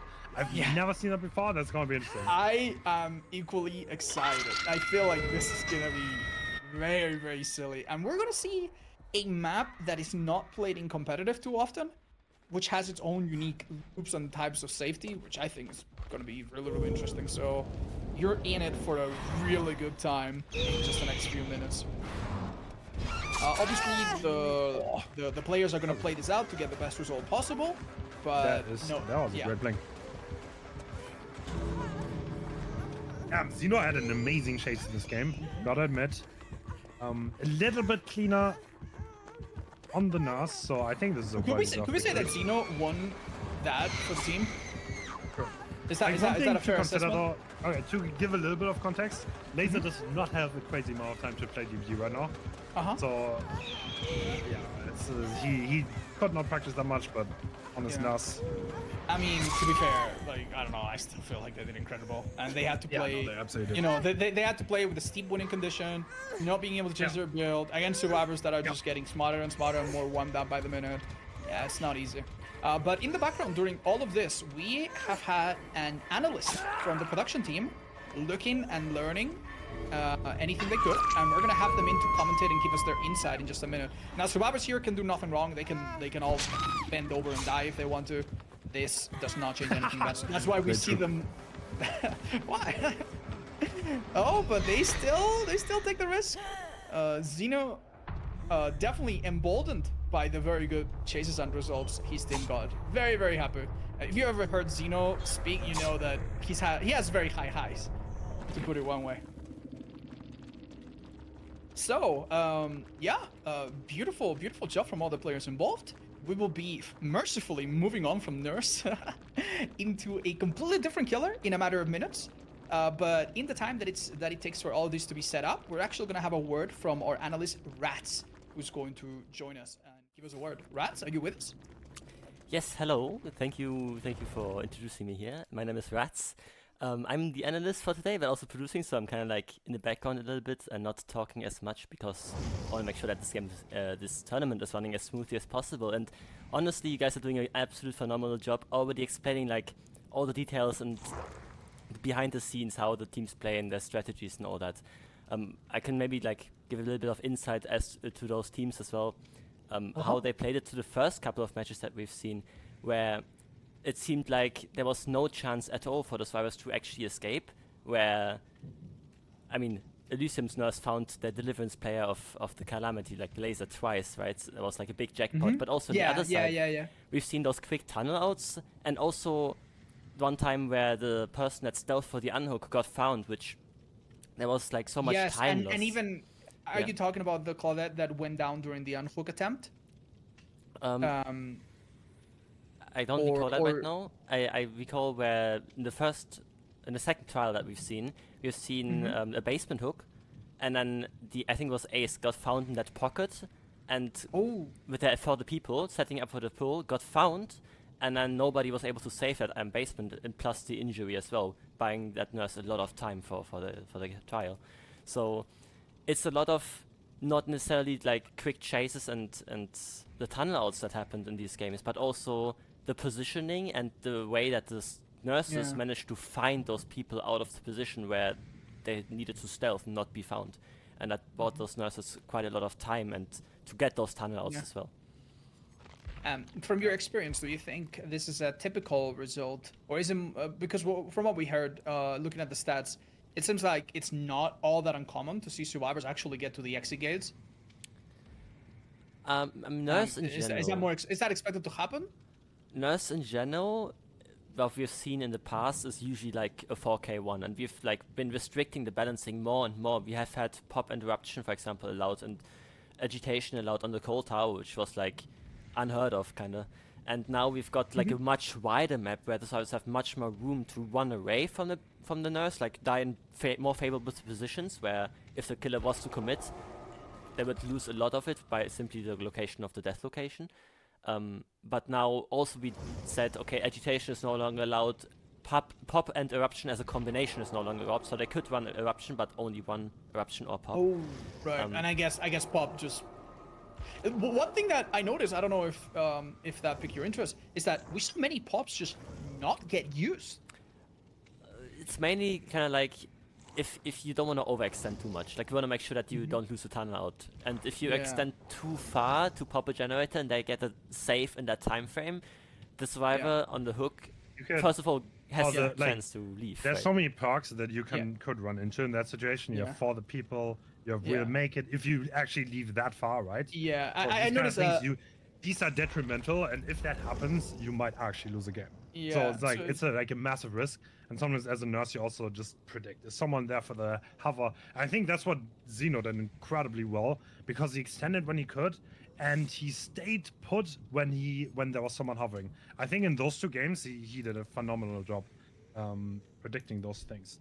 One thing I'm really interested in, what do you think about this Hawkins shape set? What are the results looking over there? Have you seen that much? We've seen one, I think it was one or two, I think it was one Hawkins match from Elysium it was, in the very beginning of this tournament. They've picked that, I don't know exactly against what team, but they've picked that, if I recall correctly, and there was like a 6 versus 8 stage. I think it was versus Onyx, and both teams outed that, but both teams with different amount of stages, so we should see outs, but it's more about how many stages the killers can collect. I feel like if you actually get to a good point, you could probably create scenarios where you have a 3-generator hook where the survivors can't do much, but getting to that is probably going to be really, really hard. I could imagine it's going to be hard to even get to permanent tier 3 because the line of sights are not that long. That's a lot of stalking, right? Yeah. Well, we do have a complementary add-on that speeds it up, if I remember correctly. It's not that insane to think that the tier 3 will happen. The problem more so becomes, when will it happen? If by the time it happens, there's a survivor on the hook, they have plenty of time to hang in there, and the last gens are about to be done, then the tier 3 really doesn't accomplish much other than securing a few hook stages. Now, if it happens next to gens that are yet to be done, maybe on a hook next to a gen that was 90% but never finished, then it could become a real hindrance. So it's going to be interesting, and the choice of perks is going to be very, very creative here. I imagine very different from the previous. Yes. So the survivors are not going to have many options in terms of perks, and exhaustion perks are banned, these kind of things, because the shape is not the strongest killer. And we see very interesting perks being chosen here. That is Trail of Torment and Bitter Murmur. These are very interesting perks, honestly. I wouldn't have expected that. Yeah, Bitter Murmur gives you a bit of information when a generator gets done. More importantly, and I think this might be the main reason why you would pick it, it shows you where everybody is in the 10 seconds that follow the last gem popping, which could let you know that, A, all of the people are away from the hook, no one's going to be here in the 10 or few seconds left. I'm going to take the risk and step out of the hook and get an extra kill or something along those lines. So, it seems like this survivor is caught uncomfortably out of position. Tier 2 now happens. Tier 2 was only 5 seconds, a bit less with the add-on, but this one is gonna take a lot more than that. Alright, Still Xeno though? instantly going for all the stock. Interesting. Yeah. I mean, Corrupt is up, and as long as that's up, that's a really, really neat Corrupt. Half the map is corrupted, and he's probably going to try to keep them inside that zone. Yep. Oh my god, we are 1/3 into an infinite tier 3. And this kick on a gen that's very, very low progress might seem a bit unusual until you remember that he is running Eruption, which will do a lot of damage when someone eventually goes down. Also, Trial of Torment now active on that generator, and he's choosing to leave. Now keep in mind, on the killer side, the add-ons are completely fixed. So both times, ooh, maybe a slightly lacking call-out. Staying here is not an option for Ace. He doesn't need to look out for his own safety from being hit. He needs to look out from the stock that he is no doubt giving. By the looks of it, we are about 2/3 of the way into an infinite tier 3 at 5 gens still. This doesn't look too good. Now, one interesting fact is that you can actually stalk through the glass of this big glass. Is someone room. on that generator? If they are on that gen, they are And they know. They are screwed. No, that's so free. It's a free tier 3. What are you gonna do? Yeah, that's free. Wear an umbrella and open it under your skirt? That's it. That might have been tier a 3 bad achieved. call. 5 gens, Eruption on 2 generators. This is looking pretty decent right now. Complicated. Okay, that being said, even though the tier 3 has popped, now the killer has no longer the element of surprise. The terror radius becomes big. The position of the survivors at the time the tier 3 happened wasn't bad. And the gen progress is there. Oh no, that's a down. There's no way. Eruption is going to hit the gens that we saw earlier, so that's 20% lost overall. If anyone was working on them, they also become visible. Their auto is revealed. But in this setting, usually you would expect them to call the death and then they can go for that 1 second. This is where Bitter Murmur is going to give away where the rotations are heading. So we saw the second gen pop, and Bitter Murmur, of course, showing that one of the survivors was headed to this side, and that's what Xeno's doing, trying to intercept and apply the eruptions along the way. Now, we did see a really nice early tier 3, but I mean, what is the killer gonna do once again? That's gonna make it hard. The survivors need to be so careful to not get caught off guard here, and they're camping the corners, and I think Adam spotted him there. So Terror Torment is the perk that makes you undetectable, have 0 terror radius when you kick a gen. And in this update, in this recent update, it got buffed slightly because survivors cannot just tap a gen to undo it. They actually have to work on it for quite a while, which is super risky. And that's exactly what we see Ada attempt to do. Actually, not attempt, she succeeded in dispelling Terror Torment. She won the mic. Excellent check spots, but she will not make it. Yeah, not quite. Won the mind game, check spot not good enough, and that is the second hook coming in. So there's no tunneling going on. Quite interesting. I would have expected a more territorial playstyle, but it looks like Xenos is happy to roam around and catch people off guard. Yeah, the problem with this hook is that it only really defends 1 gen that I think the survivors are easily already given up. It would be disastrous, however, if one of them gets spotted in one of these corners. Okay. Healing in this setting obviously doesn't make much sense. There's one shot involved. Yeah. That is bending. Okay. Yeah, we also have Lucky Break, so any distance you create could lose you against the killer, but nah. This kill is not gonna let go. This seems to me like a really... yeah, but his pallets seem decent. I think he can block this one too. Oh my god, the low ping absolutely coming into play as we see that eyeball just almost get pierced by the Myers screwdriver. Jesus, that was close. Yeah. Every generator on the map is yellow, save for this one. No chance to catch a survivor. That callout came really well done. So one thing though, because these survivors are not healing, they're gonna get gen progress on the board, and I would expect that to be quite a lot. So Xeno needs to watch out. He needs to get a hook relatively fast, but now there's no terror radius and can't catch someone off guard. If a survivor were to go down now, the killer could do up to 50% damage across all the gens. All 5 gens, I think, were kicked. Oh, this is fascinating. We see the perk Any Means Necessary highlight the drop pallets. Oh, what a shame though that he didn't get to do much with it. He does choose to die in the equivalent of a corner in this map, far away from the action, I suppose. Myers definitely will hear that gen out top if it's being worked on. One of them actually does get done. Oh, look at this. And the top gen also has a lot of progress. Yeah. So the top gen, Wait. I mean, he knows he has Trail of Torment on it. There's no way anyone has walked it, or he probably. Oh my god, Bitter really Murmur knows it. actually giving insane value. Plus Trail of Torment, of course. Oh, it seems the... Alright, Pedro is an absolute demon when it comes to his 1v1 chases. Oh, but even that is not enough. Wow. Okay, this is with the extended pressure. launch, of course. Yeah. 4 hook stages, but 4 fresher collected. That is pretty important in such a set because you don't really expect to 4K. Unlike Nurse, Myers is a humble guy. He's probably not gonna 4K. Collect your hooks as much as you can, and yeah. I mean, I could see if things go wrong on Hawkins, especially on Hawkins, that there's a chance to snowball, but that is not happening. Oh my That's god. mad unfortunate. I mean, this is a bit of a time waste, but it is a free hook, essentially. And keep in mind that some of these humble, small loops really tough to play against a killer that has a permanent, slightly longer lunge. These gens though do seem like they will be incredibly difficult to hold with this one and the one on the little isolated room being extremely far away. In fact, I think it's actually about to pop. I mean, still really strong result here. Ooh, we see an interesting pre-drop that makes this loop a little bit easier to play. Oh my god! No, Good not delay enough. from Zeno. Yeah.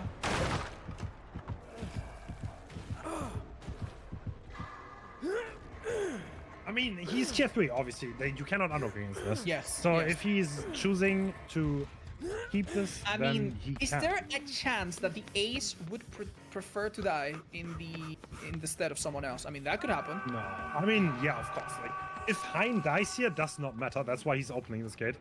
I think. He's just playing extremely aggressive, forcing his hand. But looks like someone is stuck here. The killer's just collecting hooks like they are candy. He does not defend it or play territorial.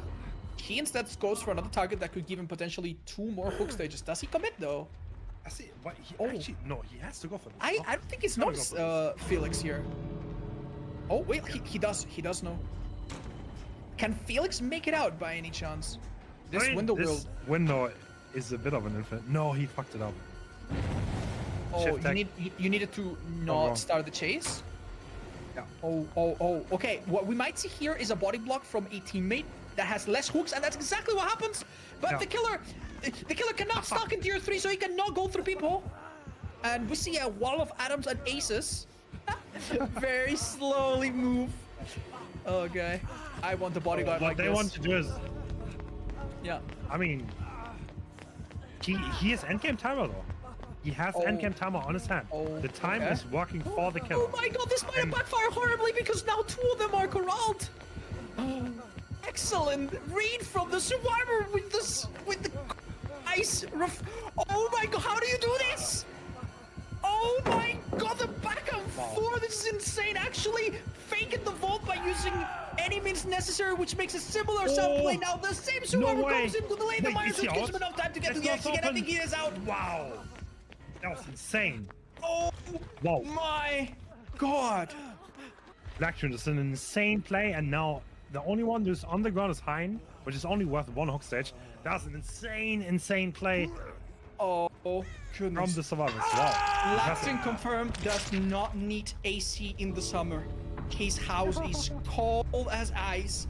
I cannot explain how many decisions were done per second in those very intense moments, but they all were played perfectly from the survivor side, resulting in a slightly better 1 kill and several hook stages. Oh my god, I think I need a break. What an interesting game. I feel like Bitter Murmur didn't do much, but the trail definitely helped a lot to catch the survivors off guard. That was a very interesting choice by Zeno. One interesting caveat is that they did have 1 distortion, so as soon as the first generator was done, they knew about Bitter Murmur. So surely they never got caught too off guard by it. Yeah. No, absolutely no. I did say I need a break, but no, it's an emotional break, which we will have while the next match is being set up. Definitely This is a train that's going full speed. Neither Hens nor I are going to take a break. Don't you worry, we are here for the long term. This is only set 2 of potentially 7. And it's already getting this intense. I am so lucky to be sharing this with all of you. Oh, I mean, okay. Xeno had quite a good start though. So someone was on the Glassroom gen, kind of feeding a little bit of stock. I don't know if the survivor even knew that you can stalk through that, but it definitely walked out. And it looks like yes, Marco's yeah, you can. playing... Ghost Face as well can stalk through that. Now, honestly, at that point, maybe the survivors made the conscious decision of just take the risk and go for it. Because even if you pop the tier 3 on someone above you, what are you going to do? Teleport? No, you cannot. So that might not be the end of the world, but it's something that you definitely do not want to find yourself in, because you literally will have no real counterplay. You will give several seconds worth of stock. Wow. Wow. Okay. So do you think the next set is likely to see more kills than this, or are we expecting 1 kill and it will just come down to the amount of hooks? Because to be fair, now he knows what he has to do and how much he has to get here. I think it was 7 stages, no 6. Oh, I'm so sorry. Or organizers will tell us shortly. But I don't know, man. This match just knocked me out. I'm not gonna lie. That might have just been the best thing ever. Yeah, we have confirmation from our staff. Yeah, and 4 fresh hooks, that's gonna matter a lot. So that is not going to be too easy. Yeah, maybe we're gonna see a little bit more of a focus on getting 1 survivor out of the match. It's gonna be interesting. So we see a switch out. I believe Grenout was not playing in the previous matches. Am I correct in that? I believe that was Kexo. So Grenout comes in, picks up the towel, and we also have a switch on the killer side. We mentioned earlier that each team typically has a person that will switch back and forth depending on the role to best fulfill it. And it seems like their Myers specialist or their Myers MVP for Team Calamity is Marco. Do you know much about them? They played Deathslayer against Elysium in the Winter Invitational Tournament, actually. And they did an amazing job. And Calamity managed to win that set back then. That was an amazing performance by Marco. I think it's a really strong player, sorry. I'm sure they're going to do a lot here. Yeah, Marco's basically known for being their variety killer player. So obviously we explained earlier that Laser is a heck of a nurse and also a heck of a wraith, and we might see that very, very soon. But for other killers, Marco will typically switch in. But make no mistake, Marco is also a backup survivor, and each of these players, you know, whether they're on the main roster or they're a bit of a switch, they are all absolutely phenomenal. And oh my god, dude, I'm still shaking from the last match, dude. What was that? Yeah, that was quite the end game. I mean, hopefully it's gonna matter. Hopefully, like that 1 stage, it might not seem like a lot, but 7 or 8 stages, that makes a massive difference on what you have to do as a killer. These kind of, it matters quite a bit. So that might play a huge role here. The early game is gonna decide a lot, I think. That was quite a fast tier 3, and I think Marco will have to do something similar here. Let's have a look at what the builds look like. On the survivor side, we do some similar picks. We do see Head On, and Pain Rest takes the spot of Trail Torment. This essentially means that once tier 3 is hit, there will never be a stealth moment. And I don't know how you feel about this, but it's more of a generator control rather than a chaos build. Sure. Now, we are, if you ask me, on the strongest survivor palette in the game right now. If you're okay. Tier 1, 105% running around an object is absolute pain in this scenario. And Roy is doing a fantastic job delaying the tier 2 as long as possible. This is valuable time for the team to do gens. And I think Marco's well advised in leaving this. One thing to note, the Corrupt is definitely a tiny bit worse. Okay. Yeah, of course, Corrupt Intervention will block away the 3 furthest generators, but depending on your spawn, it might not do as much damage to the survivor efficiency, and I think that's what Hans is trying to figure out right now. Their Okay, I conclusion. think one thing that I can always notice, Elysium is playing so much different on Survivor. If they don't know where the mice is, I think they're just camping a corner that they have long line of sight on. They're not even trying to progress the gens. They're trying to get a spot on the mice, and the moment... Xeno's being chased, however, and I believe a tier 1 happened. Did that... Yeah. So now tier 2 has been achieved. Now it's 115%, and he can play a little bit more aggressive. Yeah. So I don't know if that was part of the plan or if it backfired. To be completely fair, though, they did a great job outwaiting almost the entirety of Corrupt Intervention, which is now about to expire. So if this tier 3 takes a little while longer, that would already be a big improvement. Oh, Marco showing great awareness, maybe listening to a footstep behind him and turning on Royalty, who thought maybe had a safe getaway from this corner. Fascinating how survivors wait and try to listen for breathing and footsteps to figure out where to wait. I think he's reading the terror radius. That's pretty easy because Mice actually has a very small terror radius. That makes it better for survivors to read it because you know if he's close or not. And that's what Royalty is doing, and he's going back to the corner. Yeah, I think we might. Well, I think in this instance, Myers might be better off chasing someone else. Gets a little bit on. Yeah.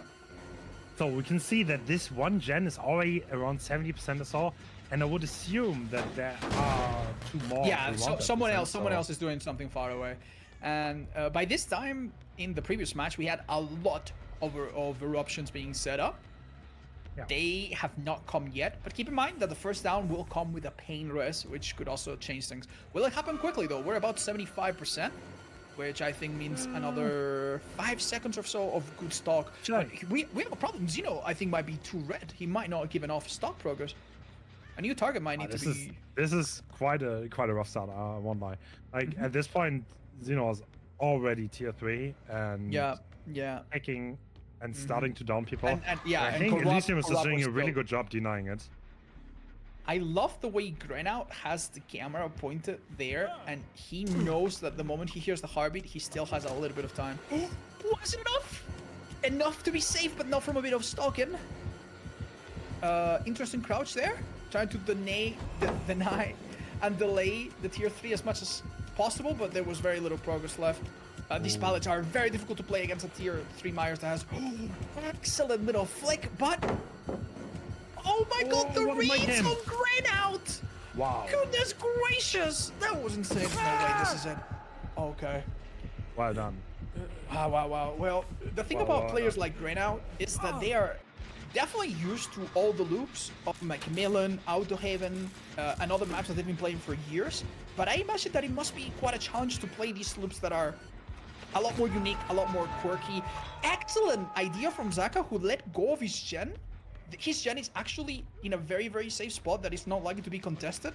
So letting that gen get hit by Pain Rest makes it so that it doesn't hit another gen that is a little bit harder to do.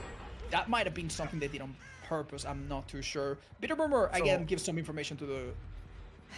Yeah, I think it's going to be hard from here on out. I think this talk is relatively late. I don't think there are like enough gens around here to really stay in this general area. It's gonna be hard to hold this. Oh.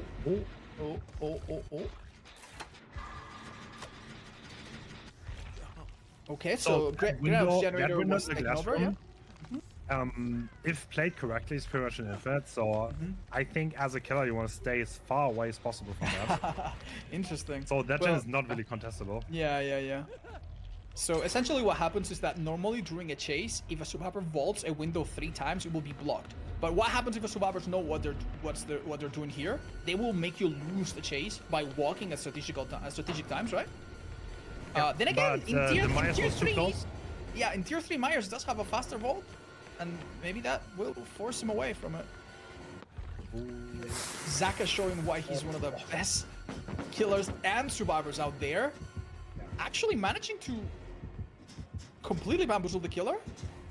It's also a really strong room. There's a god pallet there, so Marco's very well advised to leave. I think he needs to find Grenaut again to have a chance here. So you need to pass this game into a 3-1 as fast as possible. Otherwise, it's going to be really difficult. So if Grano gets spotted, obviously, I believe he's dead on hook, right? But the problem that you mentioned earlier, and you were very, very sharp to notice this, is that by this time in the previous game, the killer was about to get 4 unique fresh hooks. And that is very, very good, because it means that you can reach the win condition and have a tiebreaker condition on your side. Excellent pathing from Grano. We see the killer swing to fall a little bit with a bit more time save. Resilience probably helping make that vault a little bit faster. Let's see how an excellent survivor plays this. Grano has a reputation. By Marco. Oh, Double backing at the perfect time. But look, crazy, that hook. The gens are done. He's so far away from winning this. He needs not like even if he gets another survivor. There's not enough. Okay, Bitter Murmur from the killer. You will show everyone, but what can you do with this information? Very little. In fact, this kid is somehow already open.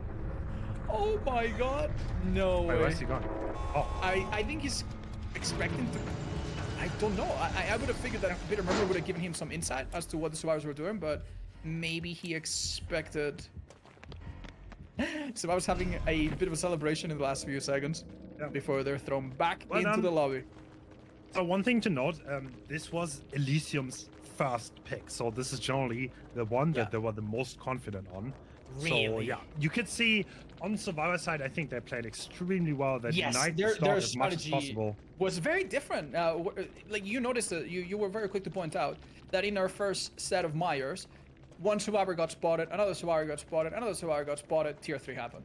But in this one, like survivors had a big distance between each of them. They played it ultra safe. Corrupt intervention was starting to run out, and I think this made playing this round for our killer player all the more difficult for it. So would it be fair to say that in the Myers and Nurse rounds that we just witnessed, Elysium, or rather Calamity, was the favorite to win in both of them? Or do you just tell me that Elysium was the pick on this one? Elysium picked this one. So Nurse was Calamity's. So that's how it works. Like both pick after each other. Right. So the first one was Calamity. That was Nurse, which they sadly lost. Shape was Elysium's first pick. After the first bans, that was the one that Elysium thinks they're the most likely to win. That's why they picked it. So I could definitely see that there was a bit more confidence in there, and they kind of played Hawkins very well as a survivor team. So this was the expected. This win then was the expected result for Elysium, but you could say that. But Calamity also lost their perhaps expected win with Nurse.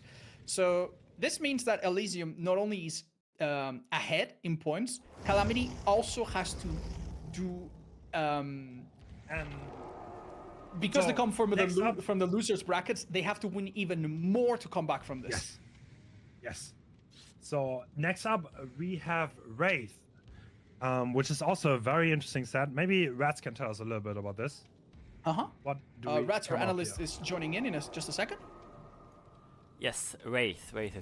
We've seen a Wraith already. I believe it was from Elysium. I think Elysium picked this against Calamity in the finals of this tournament before they sent Calamity into the losers bracket. Like they were already in the finals, and then Elysium won against Calamity, and they played a Wraith set there. I'm pretty sure Elysium picked it, and the results were... Wait, I might be wrong here, actually. I might be wrong. I might be changing up two things here right now. But we have seen Wraith already in this set, not in this... maybe not this matchup, but we have seen Wraith in the tournament already, and the results were a 4K on 3 gens and 4K on 1. It was Calamity and... Calamity and... Who was it? Yeah, we mentioned earlier that Wraith in this setting is unbelievably deadly. I believe the chance to get 4 kills is almost is over 80%. I think the balancing is a bit more forgiving though on this one, right? Oh, okay. It's possible, yes. We've seen a race set between Synapse and a different team, and the results were 4K3 and 4K1. Wow, okay. So that's pretty dominating. One thing to note about Wraith between those teams that already happened, and that was an insane set in the Winter Invitational. I don't know if you remember that one, Ratz, but holy shit, that was a game for the ages. Yes. It was the one that came down to like The tiniest Where second. Laser did not force a locker, and he was depressed for a week afterwards. He told me. Oh no. I mean, that's how it works, no. right? Sometimes on Yeah. Survivor, it's a team game, and Yeah. sometimes your individual mistakes can like Yes. cost your entire team game. So this is The nature of the game. opposite is also true. You told me once about a tournament that you played in against a slinger, Yeah. and you managed to break the chain and pace spacebar and hop a locker or hop and that ultimately won you the entire thing, right? Yeah. So yeah, like one thing that is worth keeping in mind is that these players, despite their experience, despite their insane abilities, are human beings. They are under immense pressure. Their entire team, which is a roster of several people, often hinges on them doing the right thing, which is really hard to do. And there's not always a clear distinction into what is the best I would thing not to lie do. though. If there's one team I wouldn't want to play against in this setting, it would be Elysium. Jesus. These people, they will juke on those pallets. They're gonna do everything, and they're gonna make it so hard. They're gonna die on the pallets. Someone's gonna be in a bush nearby. They're gonna pallet save. This is so hard. And Elysium, if everything goes well, then they're unstoppable. But these kind of playstyles can also backfire. So pallet saves can go wrong. Saviors could get found, so could go either way. But yeah, Elysium is definitely very fire in this setting. Yeah, one fascinating little bit of spoiler that I'm going to give you already is that this is going to be the third different player that plays killer for Calamity right now, I believe. Yeah. So we saw Laser Nurse Marco have his go at Myers, but for Wraith, they're bringing a new player entirely. He is a 1v1 player oriented type of deal. He plays a lot of 1v1s, and this has resulted in a very, very deep knowledge of how to address literally every corner of the map that we're going to. This has been a map that's been studied very, very in depth, and it's basically an equation that's been solved. The killer knows how to deal with absolutely everything, and I think watching it unfold, if you've never seen this kind of matchup, is going to be really, really exciting. Let's have a go. All right, and we are going in on Temple of Purgation, a very interesting map, pretty small, and doesn't have like a lot of pallets, but they're pretty safe. But the Shadow Dance, you can do a lot, and Hein already very good fast chase, finds two people on this pallet. Oh, that was a beautiful transition from one into the other, which ultimately results in a win. Oh, that's not a hit. What? Oh, what happened there? Barely not I connecting, honestly thought that was an incredibly good play, but props to the survivor. Their pathing must have been so good that there really was very little room for mistakes. Now, oh, that was the right play. Will it be enough? Enemy Oh! fake. No, No way. the hit is coming through. This is pretty much at 5 gens, and there can't be much cross. So this is a very good spot for Hein to be in. I don't think he minds this at all. Is there another pallet in this corner? Yeah. Yeah, Finds a safe excellent pallet. job. You'll notice that the pallet is broken faster due to the Shadow Dance add-on, and the survivor falls for that fake, which results in another incredibly fast pallet removal. See, we're trying to play around this. Survivor takes no chances. Do they have another pallet here? It can spawn, but it doesn't seem like it's the case. No. This time, and they cannot make any more distance. Still though, considering how out of position they were caught, I think that is a very decent chase from... Looks like the survivors are splitting at least 2 generators, and Zaka's stealthing for the Anok, yeah? Alright. So, Hens, tell me, why don't we see any deliverances on this matchup? Because that's what we saw against Nurse. Why don't we have it this time? Yeah, this is... Wraith is not that strong of a killer. There's more restrictions to make it fair and make survival mistakes matter a little bit. Uh-huh. Ooh, that gen does not pop actually. Wow, okay.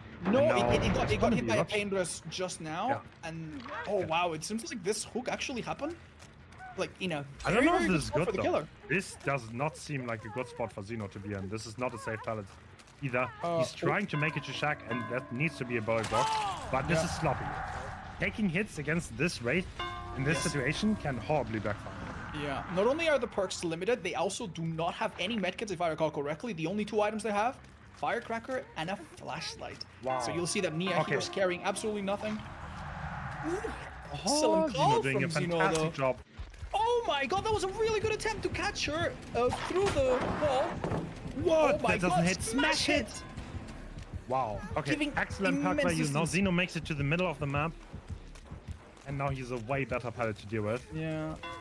He's doing such a Okay. great job delaying. Yeah. The pallet comes out and is broken almost immediately, but this time is already so valuable. Some of the gens that were on the verge of being completed, no doubt, are about to pop. Zeno playing this surgically well. Is he it doesn't make them, enough? no? Does resilience help? Oh my What? god, the He killer makes does that? think so! What? And uses Bamboozle, which will force this pallet break to happen. Zeno wants to get more time, but the killer kicks the pallet through them somehow. Oh my god, this will be a hit. Zeno knows that he has no options, tries to juke him around the corner, but I mean, how can you mind him a killer whose body is sitting behind him? That is a visual So bug, that was an but insane chase at this point. Hein is pretty far behind. I don't think he can even camp this. He needs to make sure. Yeah. Yeah, this gen cannot pop. He Right, so needs what would be the injuries, risk he of needs camping down this? right now. if he They were were to just like, gonna do gens. They were just 2 gens. So you can't really do that because the survivors know that. So like, it's like a dynamic where both know like what he has to do now. He has to get injuries. He has to get stuff on the I board. don't know if you caught that, but Royalty just made him whiff on a Z wall at the edge of the map. That was absolutely insane. Yeah. Oh my god, and I mean, this another is- Z wall moment. Injury God. coming out. So now 1 gen left, 3 people injured, Zeno death arc. Yeah. With the coordination that you probably- expect from these people, like, you know that it's just a matter of time when the last gen gets done. So what our killer needs to do here is secure a target that has not been hooked yet, that is not near, and that gives him a lot of hook I stages think at the it's a bit early. I think he's still trying to contest in this game. Uh-huh. Like there are 2 people injured. He has. I mean, this is Painter's. If I remember correctly, this is a Painter's. Was there a delay to pop the last gen before Painter's? Oh, it is. What? Okay. No, Whoa! you're right. That was insane. So the painless could not go through, Yeah. and now the gens are done. That is crazy. So taking that hit there, just delay it 3 seconds. That's how accurate and sharp their communication is. They can get it down to that level. Now, going to a locker here is absolutely key because the last thing the survivors want is for this killer to suddenly get it down and spread out and get more hooks elsewhere. If they are in a really, really good spot, they could try to give a different target for a kill, but I mean, out of basement with the execute so far, I think both sides understand that this is going to be So a GG. Elysium is going to be super happy to leave this. This is a fantastic result. As we heard earlier, 4Ks are not rare here. 4K3, 4K1 were the last results. So yeah, impressive stuff by Zeno. That second chase definitely secured the game. Yes, yeah, very, very impressive work. Zeno could have failed that and no one would have blamed him in a variety of ways over the span of several seconds, but oh my god, he made some of these fillers look really, really safe. That's where Elysium's like individual brilliance shows, and their chase is just ridiculously strong. Yeah, as team is only as weak as its weakest link, and in a roster like this, its weakest link is still insane. Yeah. Absolutely. Wow. I don't think Hein is going to be very happy about that. Yeah, I mean, that being said, is this result so unbelievably impossible to beat, especially for Team Calamity, which we know plays by the book, plays very safe? Oh, it's so hard. It is so hard. I don't think this map has that many pallets. So now you don't even have to tell someone out, really. You don't. You can just play Shadow Dance, collect hits, collect pallets, and I think if you play the long game, then it will be pretty. All right. So as we remember, all the generators were done. There were 6 hook stages overall, but only 3 unique hooks on the 3 unique individuals. So if Elysium, as a killer, gets 4 unique hooks, that will most likely lead to a win. If our next killer, however, manages to defend the last few gens, that could also work out. But as Hens is anticipating, that's going to be very, very difficult in a map like this. I mean, nothing, like, don't get me wrong, nothing is impossible, obviously. If you have good chases, if Zeno gets stuck in long chases, especially in the beginning, then it could get rough. But he knows that, obviously, and that's the thing.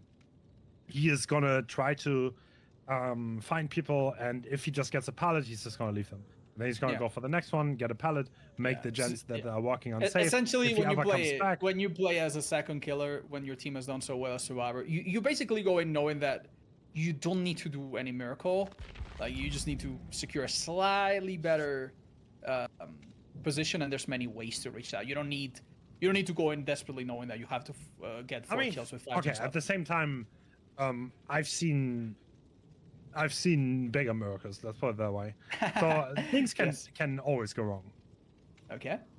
Do we expect any changes in perks or add-ons based on their playstyles? As far as I understand, this has been studied to such a degree that these add-ons are just widely understood to be the best, and these perks are widely understood to be the only really good ones you should consider.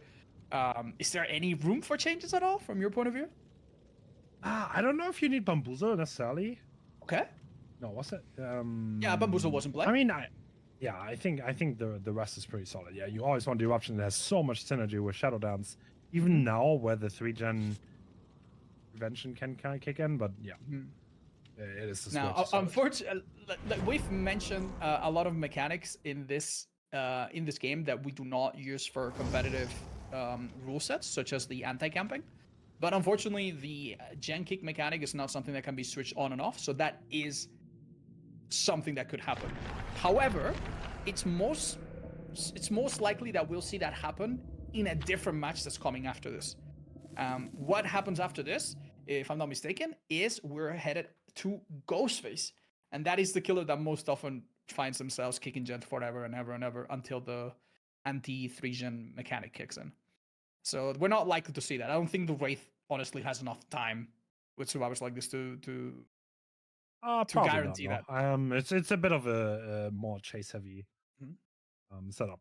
He has a strong potential to just kick pallets and leave chase and engage chase in a moment. And no surprise there. It's the very same build. Same build, same add-ons. Slightly different spawn, I think. So the RNG is pretty similar in the main building. We can already tell that there's no pallet in the main building, just like before. We see a survivor in the distance. Oh, a late stun that comes in. That's super unfortunate. And already sets a different tone than the start of the previous game. Xeno happy to just leave and try their luck elsewhere. Oh, and honestly, that seemed to be a really good idea. Survivor body blocking slightly to delay the time where this can happen. A generator is hurt, and the attention of the killer. Oh. Survivor uses the opportunity after the kick to switch to a different pallet, which is now gone forever. And we can see Xeno's definitely in pallet destruction mode.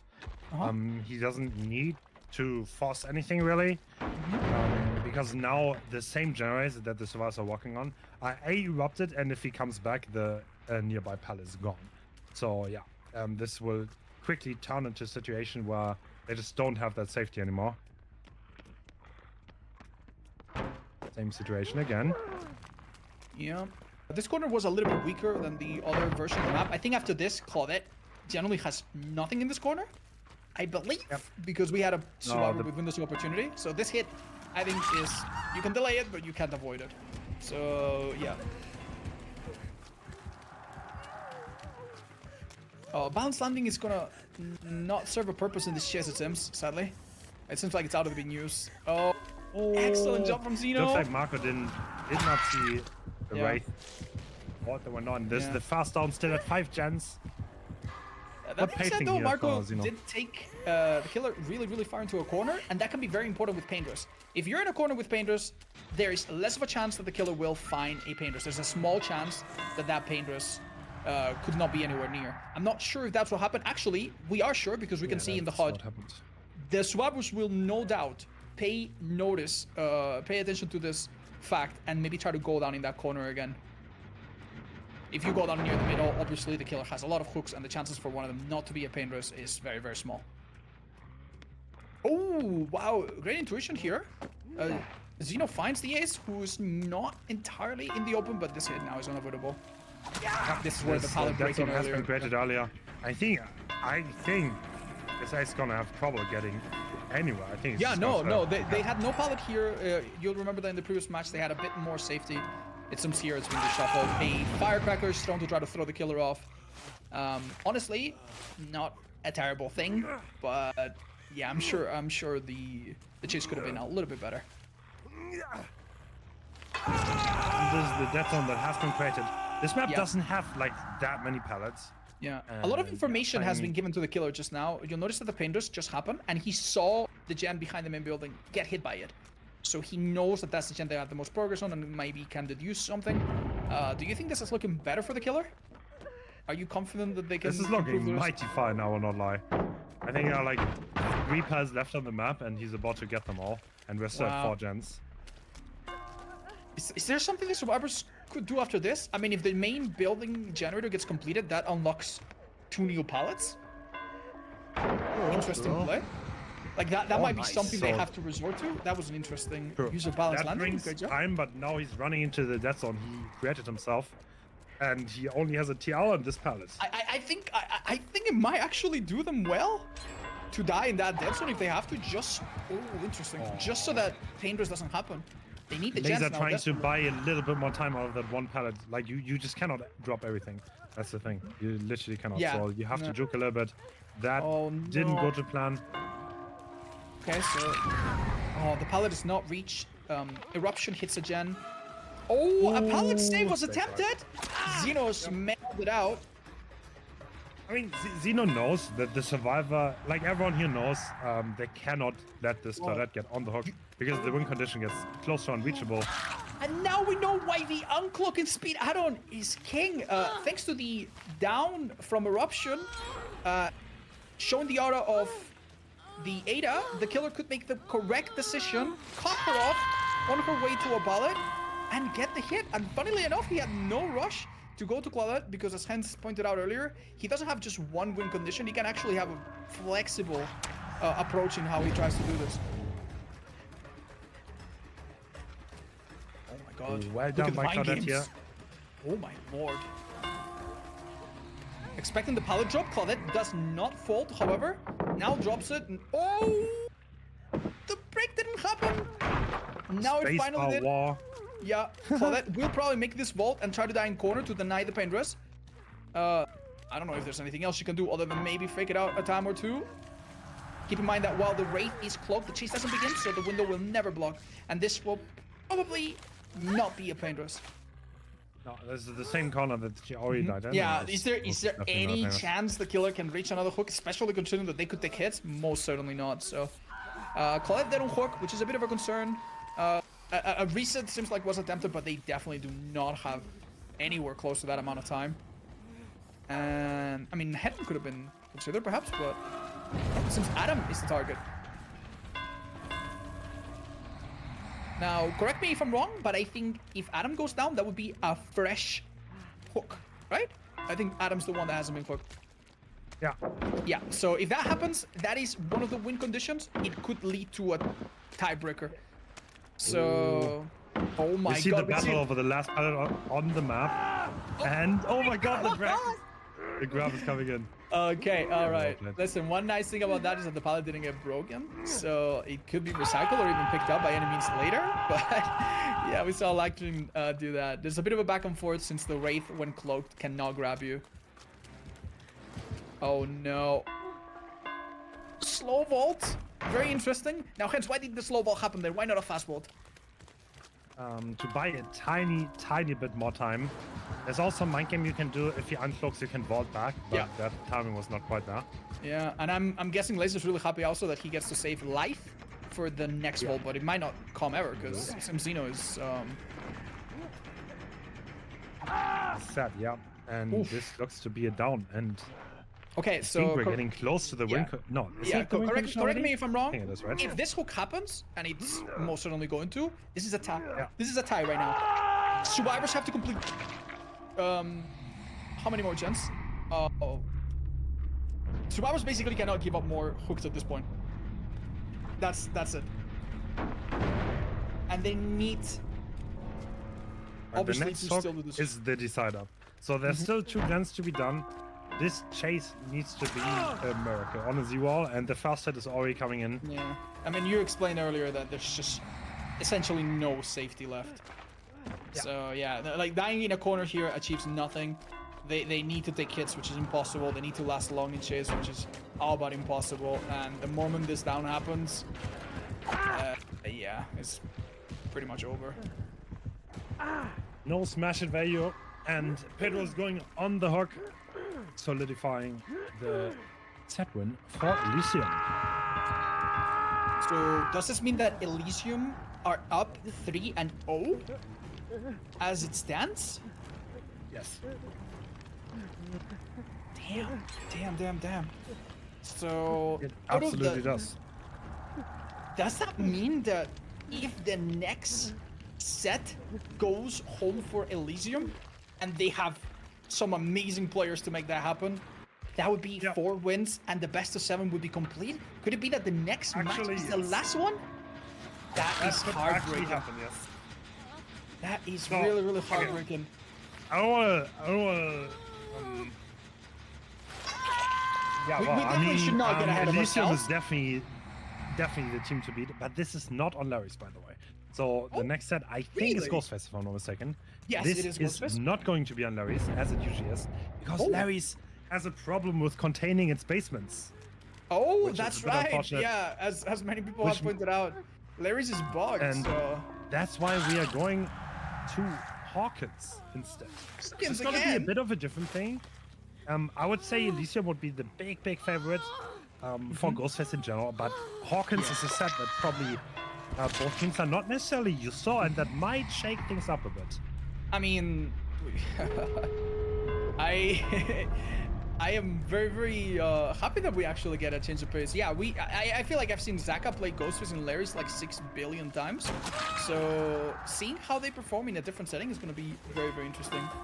I never get sick of Ghost Face Larry's personally, but Yeah. Hawkins is also good map. Ooh, that was great. Great body blocking here. And this TR wall. But you can really see how little resources are in this map. Yeah, and, no, you know, honestly, you pointed that out super early, and I honestly didn't think it would come to that, but my goodness, like by the time a couple hooks have happened, half the gen was completely devoid of any safety. Yeah. That's crazy. Great result, honestly, for Xeno and Team Elysium. Showing very great pace, especially Xeno on both sides is definitely showing up big time today. All right, listen, I am a sucker for the tales of underdogs. I am a sucker for stories same. of the little guy beating the favorite, right? I love that. Yeah. And I want to believe for Calamity, who has an incredibly difficult task. Now, if Calamity wants the tables to turn around, they have to win the next match with Ghost Face, the next match with Spirit, the next match with Blight, the next match with Oni, and then repeat one of those and win it again. Did I get that right? Calamity wins this, I'm gonna eat a shoe. Just saying it straight up. All I'm saying I mean- is if there's some secret underground betting, if you beat on Team Calamity right now and win, you will make Elon Musk look like a broke boy. It's gonna be all the money in the world because things are hard for them. Because remember, I mean, we mentioned Ghost Face is gonna mentioned- be hard.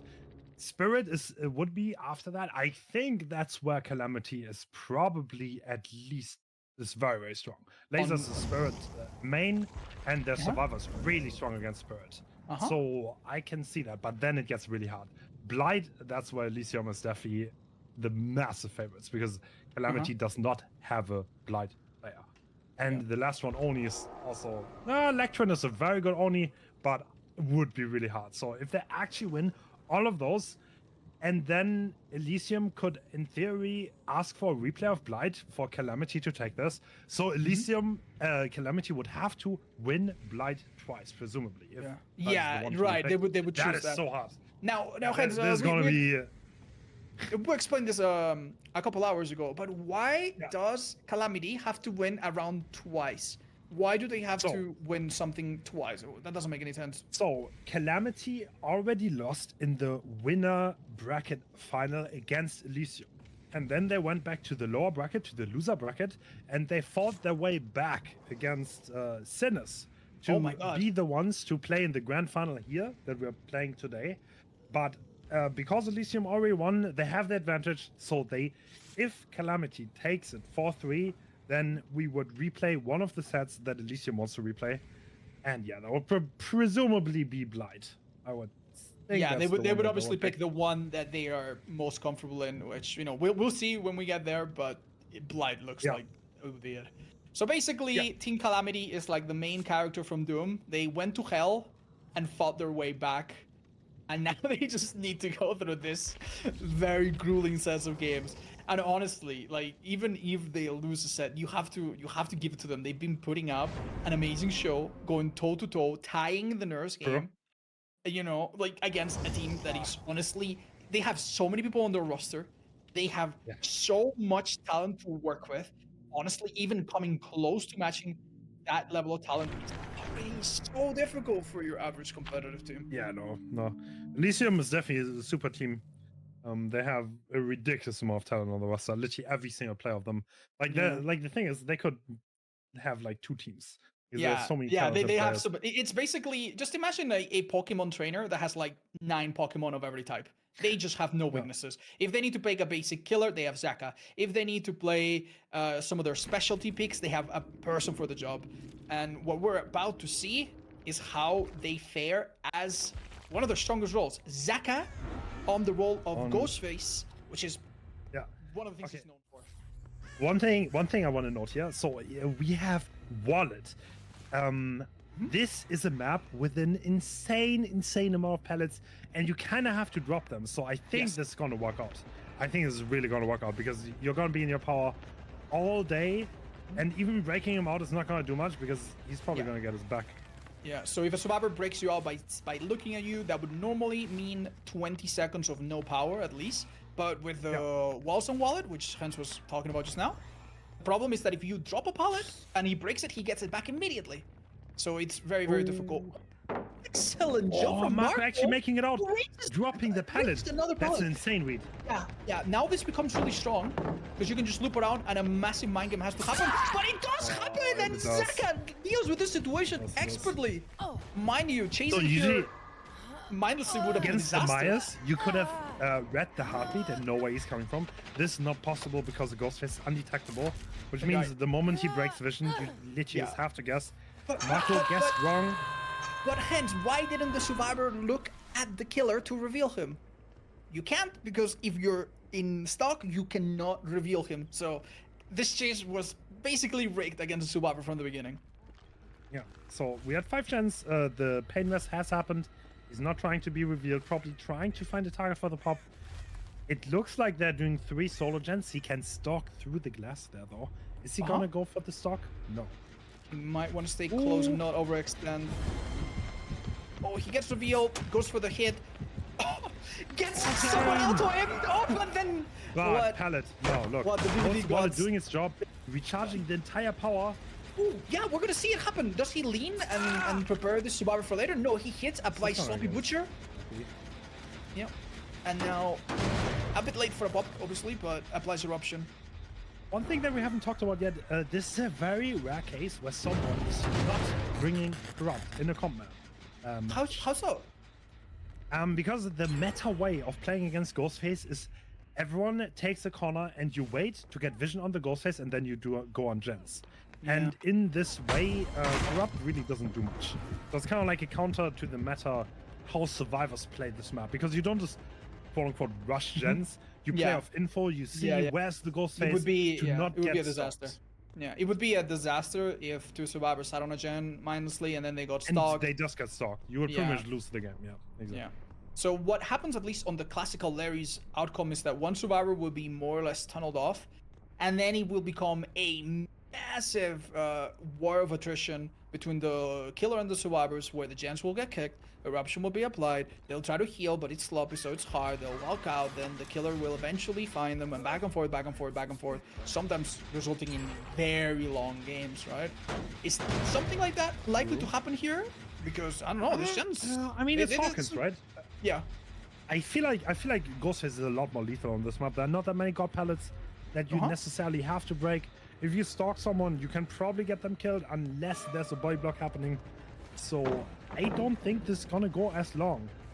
Laser here understands that he has to leave that line of sight. Bro, what is that? That is still a 99. No, this has to go for the full mark. Yeah, you see, this Now- is the difference. So Zaka is confident in just exposing him widely, and is this going to work out? Oh my god, Laser not Laser playing the probably bot pellets. not happy about that play, taking a risk that did not work out. No opportunity for a flashlight save there either. That pellets actually got pellets. That was a bit of a misplay by him. Yeah. What should we have done? Go to it and drop it right away from He his... can go to the other side and then go to the safe side. I think at distance. So he could have Yeah. gone up the other staircase and Yeah. then make the pellet go pellets. Yeah.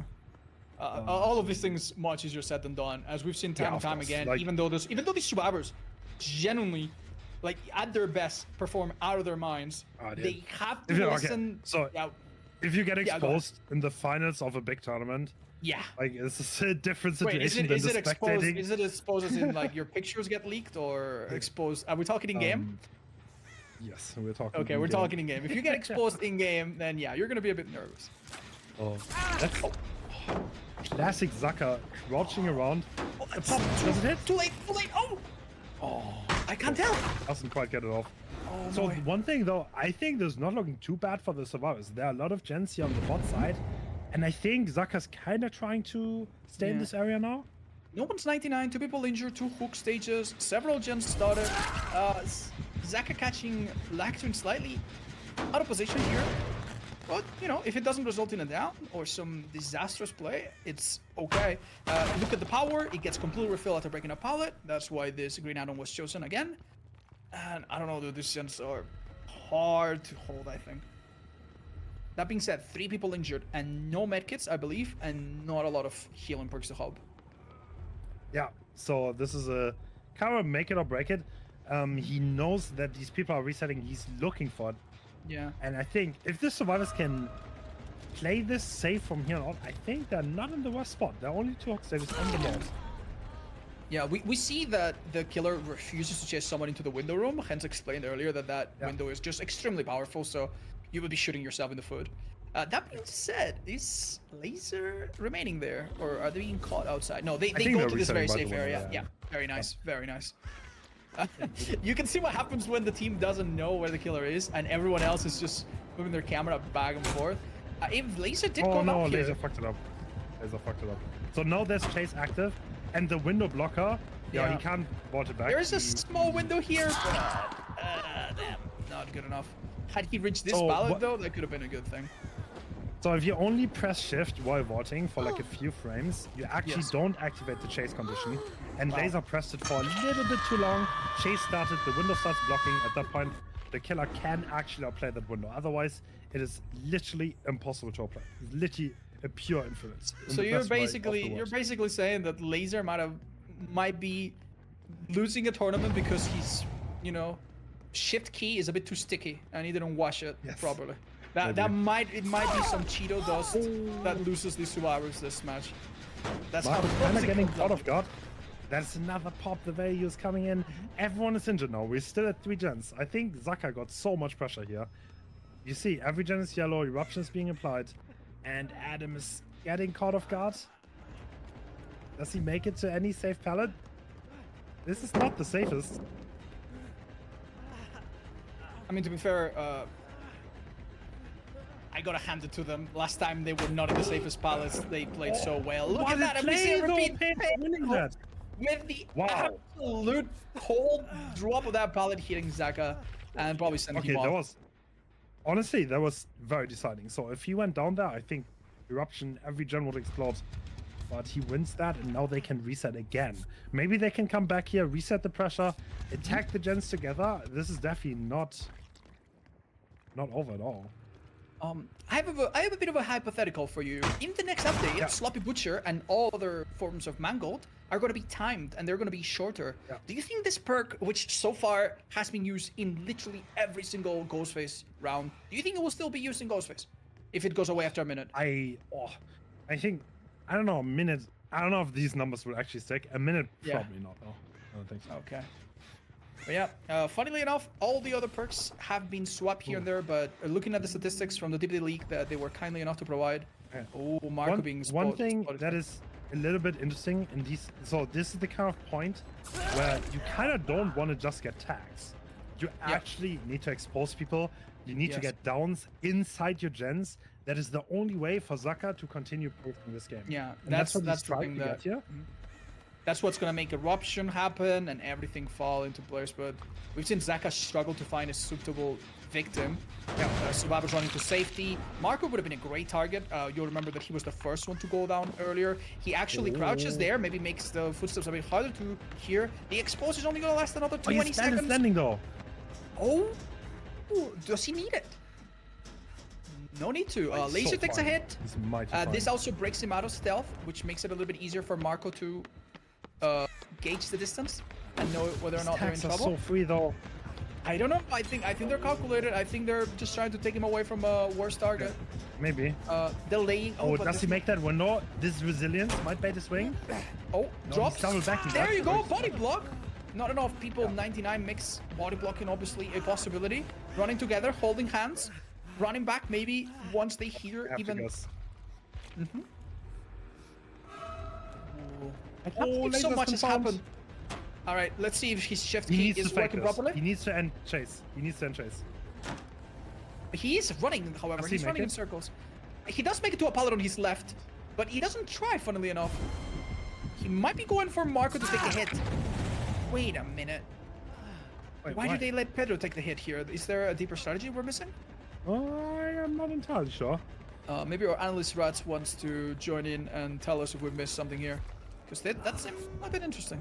Oh, laser Deathhawk. All right, laser Deathhawk. I missed that. Oh. That's exactly why. So they don't want laser to die. That makes a lot of sense. But he's stuck on an unsafe pallet, and that seems to be... Well, don't worry. A flashy safe coming in. No, it's too late. It's too late. No. Well, at least we are blind. Yep. That's a nice try, but... Yeah. Not coming in. So we're still at 2 gens left. Fast. I love Adam doing a generator for like 0.1 seconds. Mid-chase. This is great. But Zaka's not going to get distracted. He wants to deliver a pop on a gen that is more progress. And it looks like he's about to find that. I don't know. Ooh, the call there. Yeah. Mind you, Marco has balanced landing, but they might have used that speed to go elsewhere. This match it has gone longer than 10 minutes. And as you can see, the effects of time are starting to show their ugly head. There's a bit of a bug, by the way. It's showing the full inspected. It shows the full block, but it's actually not blocked. He didn't kick that much. Not that much yet. Anyway. Yeah. So visually, it looks a bit extreme, but we're not quite there. That being said, a few more kicks, and these generators will be in from taking damage. That happens faster than you think with eruption, especially. That's but true. There's a lot of progress on these 3 gens. Everyone is injured though. Oh, this is gonna go bad the moment one person goes down. Yes. So essentially, in a constant, and I think that might be happening right now. That is Melody. So. Oh my god. Okay, listen. This went on for so long, and things look so good, but now one person's dead, and everything seems to be falling apart. What happened? Did Laser just not play it safe enough?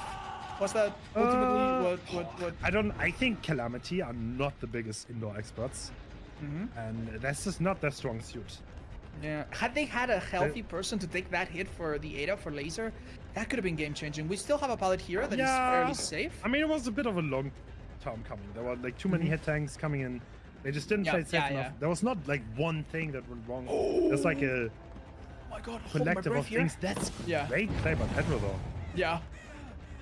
Pedro, seriously, the last survivor on Earth you want to be chasing if your life depends on it. He is, correct me if I'm wrong, but I think he is the #1 player in the 1v1 ladder that the DBDLeague staff has going. Am I right about that, or? No, you're not. Oh, this is the Italian Pedro. The one you're talking about is Pickle. That's the Portuguese Pedro. Ah, that's right. I thought they rebranded, so I did mix them up in my head. That's my bad. Well, that being said, an Italian Pedro sounds like an absolute unit still. So I wouldn't want to chase him either. That's what I've seen. I don't think there's that much difference. I think they're both really, really good then. So, still, everyone injured. I don't know. Are the gens close to popping? Looks like. Yeah, okay. Maybe we can see the strength of the Unola. If this is done properly, you can see you don't get chased through the glass. And this is literally an infinite if played well. So probably worth practicing if you ever want to play a comp match on this map. And the gen is very high price, and the wrong one is being kicked. This might go to endgame if he's not careful. Oh, he's going there right now. We're about to see in a second when we see top. the point of view. I mean, Marco running away basically tells us that gen's probably... Oh, it's blocked! No way, he cannot kick it anymore. He cannot kick it. He was a naughty boy, he requested 8 times. Yeah, Zaka got a red card from the referee. No more kicks on the other side. No more broken shins. Wow. This is so there's a 90% gen that he cannot defend anymore. So this game is almost already ended. Okay, so I think seeing that must have sent a jolt of adrenaline through his spine. He understands that his time is now very limited. He expected survivors to be in the glass room doing some kind of reset, and he was half right. He saw them. He didn't, but he didn't catch them. Why, did he see them? No. He saw one, a little bit of Lactern and got a bit of stock, but he decided this chase wasn't good enough. The call-up must have happened. Marco working on the gen part-time, but leaving it as quickly as possible. Oh, he's going down right next to the gen though. Nah, dude, this pallet's a god pallet. Oh, well. Pallet's landing though. I mean, maybe Marco's a god, but he's not gonna make this. No. Okay, I'll tell you this much. That gen's not taking any damage though. True, but no, there's a hook right next to it. This is... I don't know, let's see. I don't know, this is so the scary. 2 other survivors are full health. They're doing that gen, okay. Okay. Now, this gen is just the natural one to check. Does he try to stalk through? No. Tries to catch them on their way out. Seemingly no success on that. Can this gen be kicked with Bob? It can, but this might be one of the very last times it can. Oh, and the little bit of stuff from earlier actually comes in clutch. Yeah, that wasn't a full 99. Earlier, Lactern gave a little bit of stock, and now he's properly 99. One more stock, and it's over. We have a pallet here, but basically the killer here waits out the 10 seconds. A body block was in the works. Eruption hits the gen in the middle. Zaka starts to sense the weakness, and maybe breaks this to get his... No. I mean, Eruption. I mean, Lactron being 99, he cannot afford to let that last gen go, no matter what. I think it's... What's your insight? In my opinion, I think he's fighting for the one generator left, everyone dead. So, because Lactron is pretty much fully stocked, one mistake means everything dies. So you definitely don't want to let them get one more gen. Yeah. And it's not the safest pallet in the world. Oh my gosh. This is looking tough. Right now, 7 stages on the counter, 8 stages coming up, and 10 might be unavoidable. A little hit to prevent the pallet sage, perhaps. Yeah, I think the survivors are trying to get the last gen done with any means possible. And I mean, Zaka can't really defend both of those. Yeah. I think they're gonna get done because now Pedro's on the other gen. But like, it was so fascinating that they went down next to a gen that was so progress. They fought so hard for that, and it seems like it might have been for nothing. If this down is quick enough, that gen might not even pop. But Lactring is just summoning some unspeakable juice from another dimension and not even managing to go down. Wait, this is really bad though, because Lactron can open a gate now. So they might get one person out here. That's not bad. Right, so Pedro also has to summon some kind of extraterrestrial help here, because this pallet's not that good. Oh my god. Oh my god, we see the nerves on both sides. Yes, this is so much harder than it looks like. Oh, that might have been it. Wait, did he not have it? No, okay, that's it. But no, Lactron definitely has a gate open, right? Yeah. Yes, he does. That's 10 stages in total. I think Calamity can be happy with this. I think they can be happy with this. This is very good.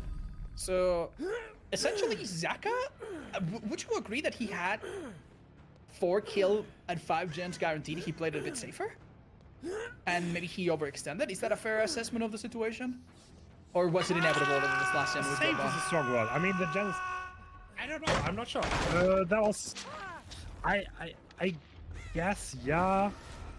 If he stays on Lactron, he can at least get a 4K, what I'm sure we can agree, though, is that Ghost Face in a setting like this is very lethal, and it wouldn't be crazy for the Calamity Killer to match or improve this result, which would be huge. Yeah, no, that's definitely possible. We just explain that Calamity would need to win essentially the next 5 sets in a row against basically the best team out there.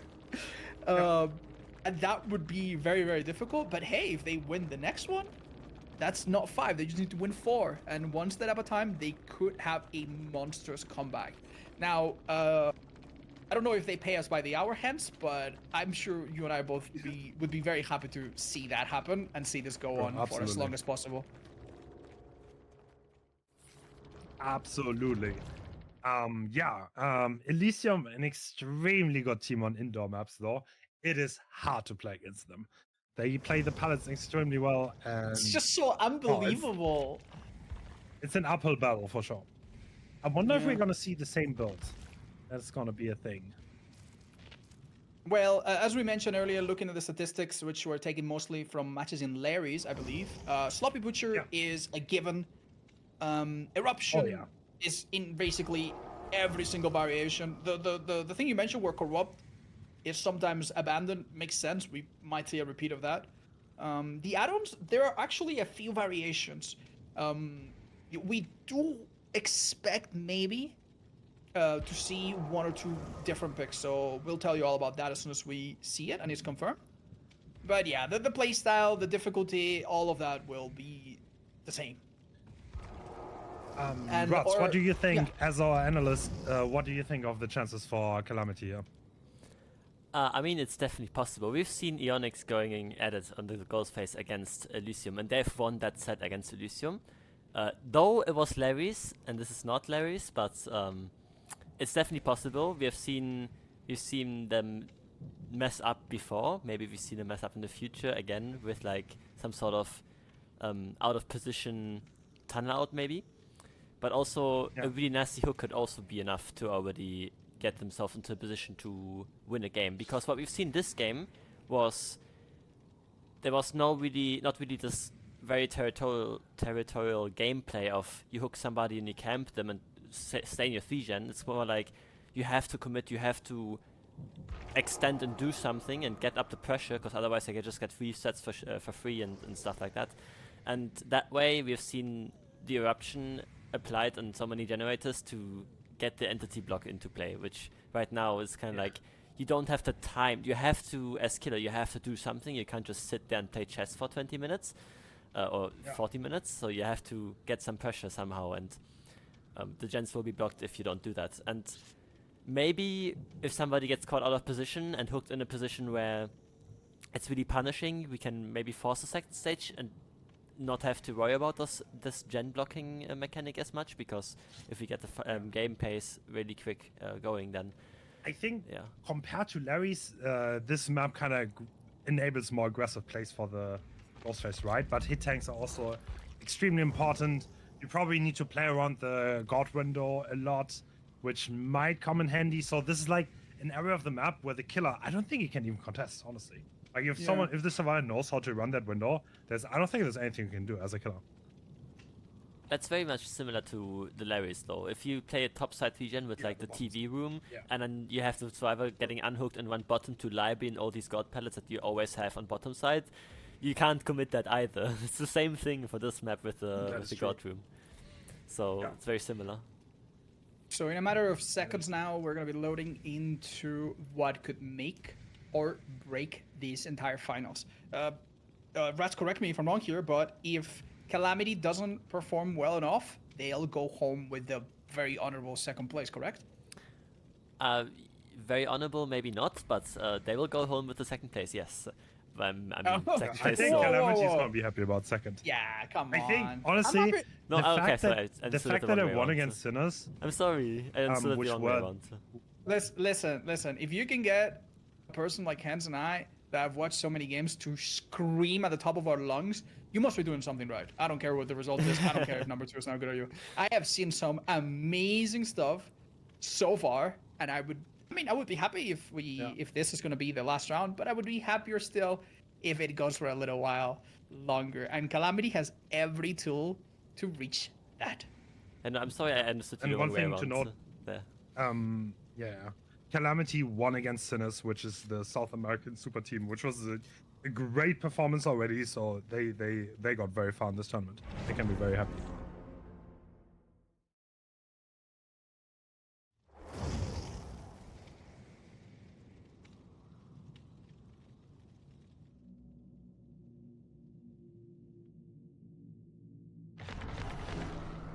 And yeah, we're about to load in. All right, we're gonna have an eagle eye out to see any variations on the build. Remember, last build was slowdown on the healing from Sloppy, and then 3 massive slowdown perks: Eruption, Pop, Painless. Are we gonna see the same now? Will the add-ons be any different? We will tell you in just a second. Do you want to have any? I think one info park would. I think that could really help. Did we expect Laser to play Ghost Face here? I don't think they have a Ghost Face player. I mean, Laser's definitely not the worst. Oh, whoa, Laser's the best Ghost Face I've ever seen in my life. That was already a great start. That is 99, 10 seconds. Okay, this is an insane start. Yeah. Laser setting himself up for success. Xeno running into him, being fully 99 now. Yeah. Oh, he doesn't want to get broken off. So that was a very unfortunate misplay. It's really interesting because we see a switch. Instead of Pop, we have Corrupt. And you mentioned that with Corrupt, survivors would typically keep a corner and just play it safe. But it seems that Corrupt actually lured them into a sense of safety. And they did the opposite, and it already paid off. We have 2 survivors half stock, one of them about to go out. Gren out here has to guess for his life. Oh, faking the vault he has with any any means. means. Oh my god! He wins that! There's no way! Great by Grenard.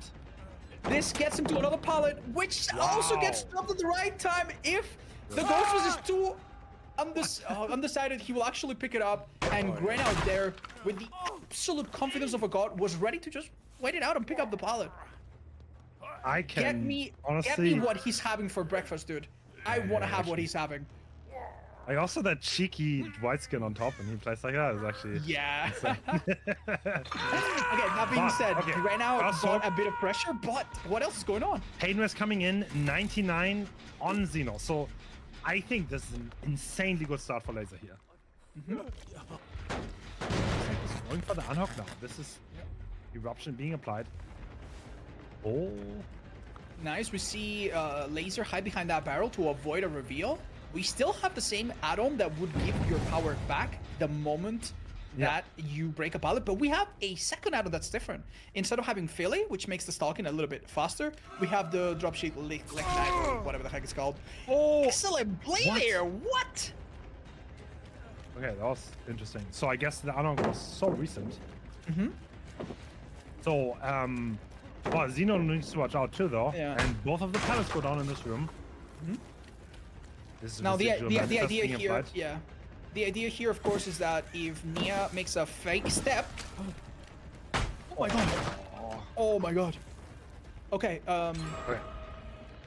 believe it or not, I think that crouch before that moment was actually pretty critical to avoid the a body block might happen from a teammate. Oh, that buys a bit of time. Oh, he takes the hit. Wait, Xeno's gonna get away now, though, right? I'm not sure. He doesn't make it anymore. He does have fixated and light-footed, which are perks that can maybe give you a bit of an edge in losing a killer. 30 seconds left. He needs to get this, but this is a good pallet. Nice, he faked it perfectly. He's stuck on it. Oh, the body block comes from Zaka last second. Teamwork at its finest. Pre-drop pallet. This pallet now becomes a massive hindrance that you can run around like it's a carnival. And oh my god, like you don't even need any block anymore. Maybe the killer will realize this and switch targets. It seems like that's the plan. Oh my god. Survivor so far using an excellent. Oh my. Zaka winning the mind game too. I would have pressed the spacebar 5 times by now. Is that a hit? Excellent no, it's not. job. Oh my god, what is going on? He's inside his head. Okay, with Bloodlust tier 4, the down finally happens, but this has got so much time. Killer checking lockers, because that could be a plan of someone hiding there for the rescue, but the danger actually comes from the opposite side. Yeah. Now, Zeno used to be a bit of a toxic asset for the team because he was 99, but now that's no longer the case. No, he outrun the saves coming entire. through. Yeah. Elysium playing insanely well together and around each other. crazy. And you can't even chase Zeno there because of the Goblin Yeah. now, even though he's No. right there and injured. So let's go back. Let's wind back the clock.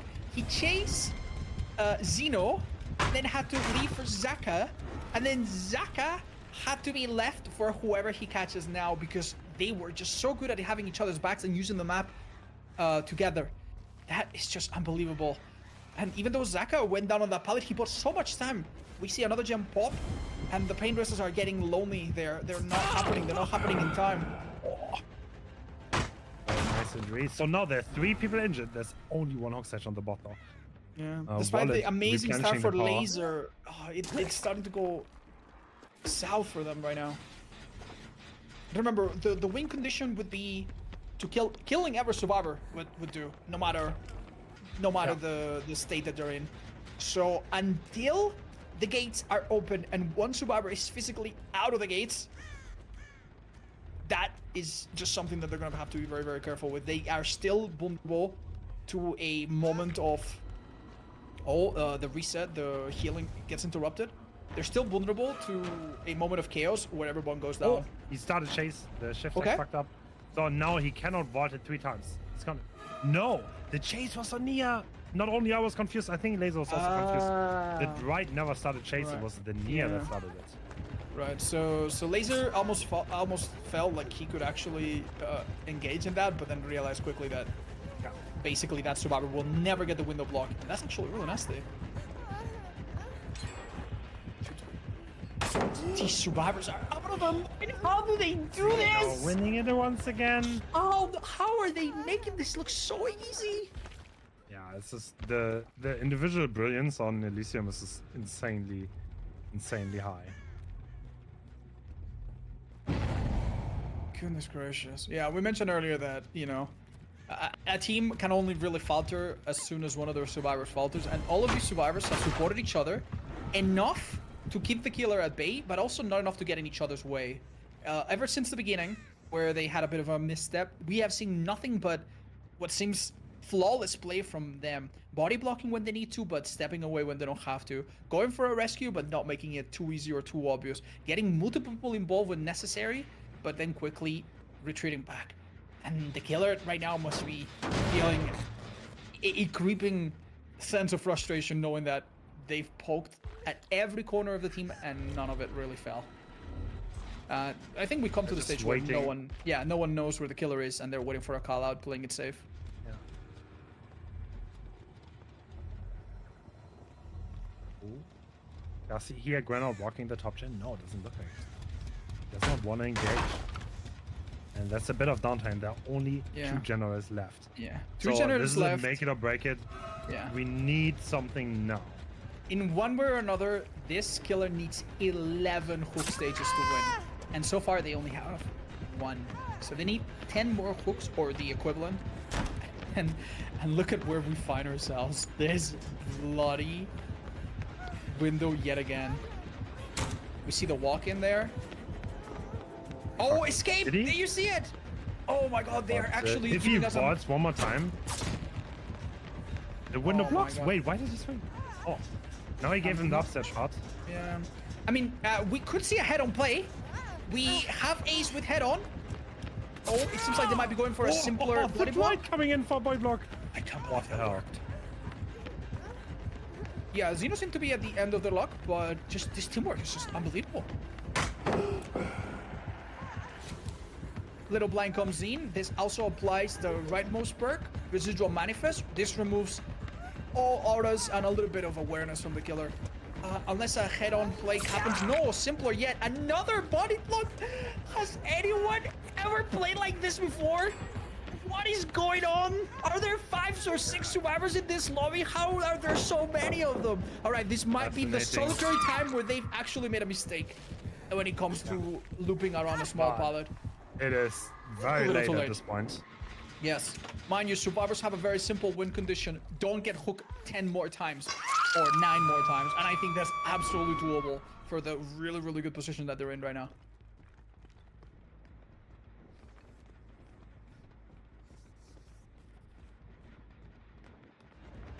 The last generator, however, does not get completed.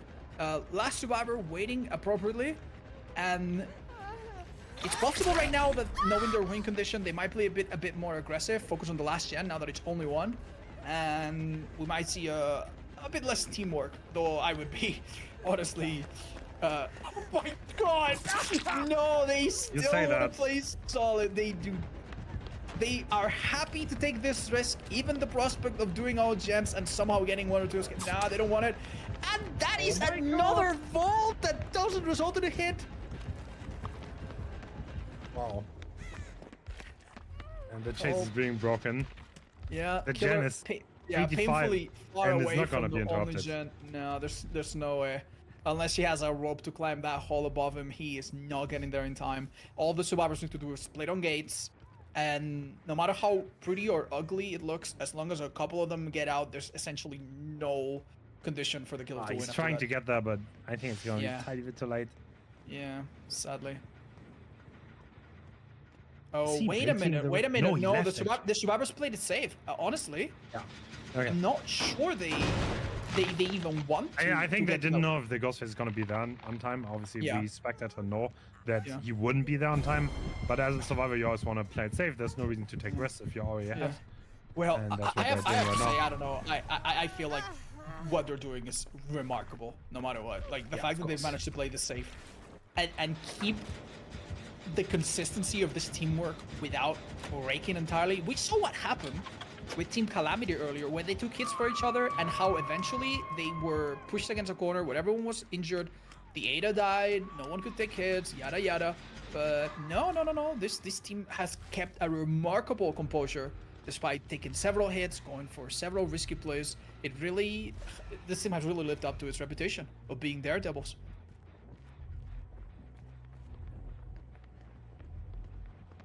Lots of survivors around. I think at this point, I think it's a matter of time though. Ooh. Oh my god, he's gonna get that either. And he's keeping this killer over here so the last gen can be completed by the Dwight. Yeah. Base kit endurance on the hook saves Xeno from going down. Even if he did, this would still be very, very difficult. Seems like the survivors are not ready to leave though. They probably want to get the best result they can. After so many difficult matches, you would expect them to want to be done with this, but no, this isn't over.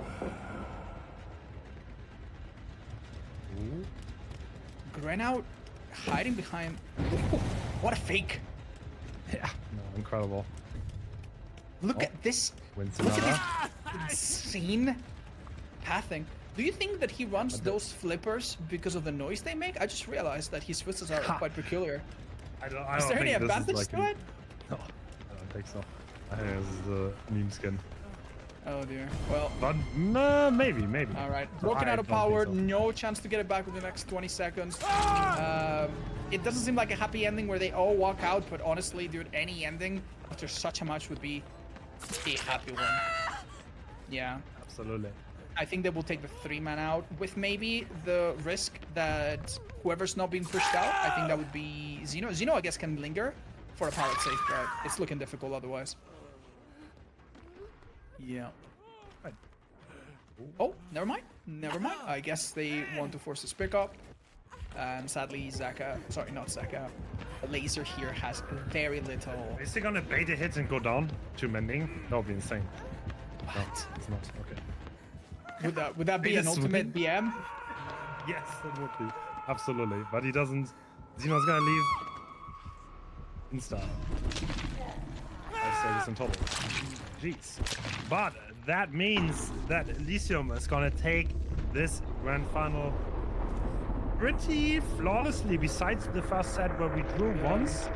Elysium proving how strong they really are. Yeah. At the start of this event, we explained how Elysium was the favorite to win, and how Calamity, despite doing amazing against basically every other team, they have consistently, unfortunately, lost against Elysium. And this was a underdog versus the established champ type of story.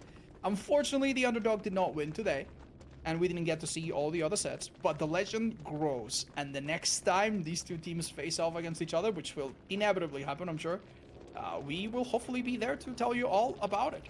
It's been an absolute pleasure, Hans. Thank you so much for doing this with me. Yeah, thank you for having me, Ots. No. We're definitely equals. I'm not having you. But now we're gonna throw it to the league commissioner and event organizer, Direwolf. Are you with us?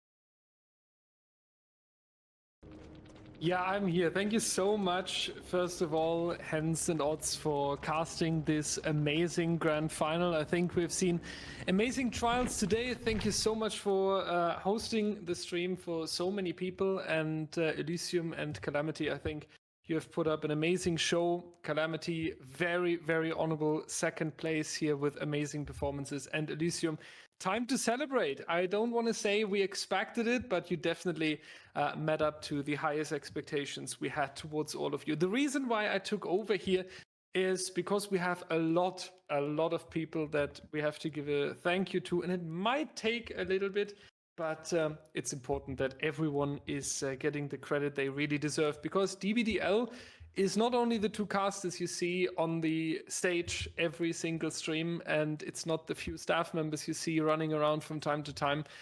We are actually almost 80 people that are working with DBDL in any shape or form. First of all, we have the amazing rule committee. We are not doing the balance ourselves anymore. We need experienced players that are testing and scrimming and doing experiments, and they spend hours and hours in their lobbies to find the best and most fair competitive environment. So a huge shout out to Chibani. Our commissioner, we don't hear you anymore. Direwolf, do you copy? Is my mic messing up? Yeah, you said everything is fine. Oh, okay. Okay. Okay, you just went. Us. We are I'm so sorry. You went silent for me, and I thought I had to fill the silence, or I would get fired. I'm sorry. I'm sorry, team. I'm out of here. Well, the thing is, I believed you so much because my mountain internet is very famous, so I was really panicking when you said that. But yeah, so the rule committee, really the backbone of our competitive environment. So Chibani, Laser, Pedro, Royalty, Silhate, T-Dodge, Ultra, We1, Wispy, Xeno, and Zaka. Thank you so much for putting it time and time again. Then we have all our casters that are bringing up amazing shows, and I think we have almost seen the entire roster, so they all deserve a shout out here. We have Alf, Alex, Blueberry, Atsoka, Carrie, Cole, Cowboy, Doc Rock, Acta, Hens, Yo-Yo, Chris, Mathis, Savannah, Nico, Otofu, Odstava, Brian, Rayoxium, Summerhell, Spectral, Spoker, SSB Kid, Veronica, Willie Awesome, and Joe Boy Q. There you can see how many people are putting up time and time again for these amazing matches. Thank you so much for everyone who was on the desk this tournament. Then we have amazing artists, some very talented people that have joined the roster recently, and they are cooking so much for the upcoming tournament already. We cannot share too much information, but you will be really excited about that. Ala6, thank you so much. All the amazing artworks, event related, you see in the standby screen, all the nice survivors sitting on the campfire, in the FAQ in the library. Ala6, if you ever need an artwork, definitely the right address to go to. Same goes to Nero and Wancy doing all the renders, all the killers, all the maps you can see. Then Vulpes, absolute insane when it comes to the stream assets and the stream design, everything you see in that case. And Slime Afro designing our Discord channel with some artwork. So thank you so much to these 5 talented people. Then we have Twitch moderators, recently introduced as an independent team for more community caretaking. Alice, Dreamer, Steamer, Loney, Parallax, and also Savannah leading that team. Thank you so much for that as well. Our match officials, the backbone of everything that's going on during the event days, such as anti-cheat, player verification, perk checking and scoring. Bradsick Boy, Cole, Derolog, Yo-Yo, Little Mo, Natalie, Omega, Sin, Sparks, Trock, Veronica, and Xena. And then the staff team organizing the background of DBDLeague and everything that we are working on, and the project. Ratz, Laser, Flixi, Savannah, Kasi, Hanu, Flo, Roxana, Li Yang, and Multi. Thank you so much for the entire team in the background. Then we have one more, and that is a thank you to the developer team, to Behavior themselves. They have supported us with 1 million iridescent shards and a very generous retweet yesterday to spread our league a little bit. We are really honored to get that support, and I don't know if it's fair to say get noticed a little bit, but we definitely appreciate what Behavior has done for us, so thank you to them as well.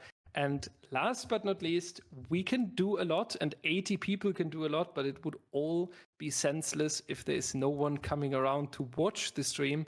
and to be excited about the matches that we are putting up. And it's safe to say we have the most amazing audience that is sticking with us through lobby crashes, through bugs, through some very surprising moments sometimes, but also through the most amazing plays, to the best highlights and the best thing that DBD Comp has to offer. So thank you so much to the most amazing community and all amazing viewers that we have. Thank you so much for all the support throughout the winter circuit, and especially in the past few weeks, we really notice all the love and support you are giving us. If you're not in the community yet, !Discord to join the DBDL Discord. Hens and Odstava you're probably familiar with, but if you want to hear more of them after they casted today, you will find them on Twitch as well. Hens and Odds doing amazing content there as well. And I think that wraps it up for the winter circuit. We will have an announcement very, very soon, so you better join the Discord and you better keep an eye out. Until then, we can only wish you the best time. Stay healthy, follow your dreams, and hopefully you have an amazing time. Stay safe, and we say goodbye from the entire team.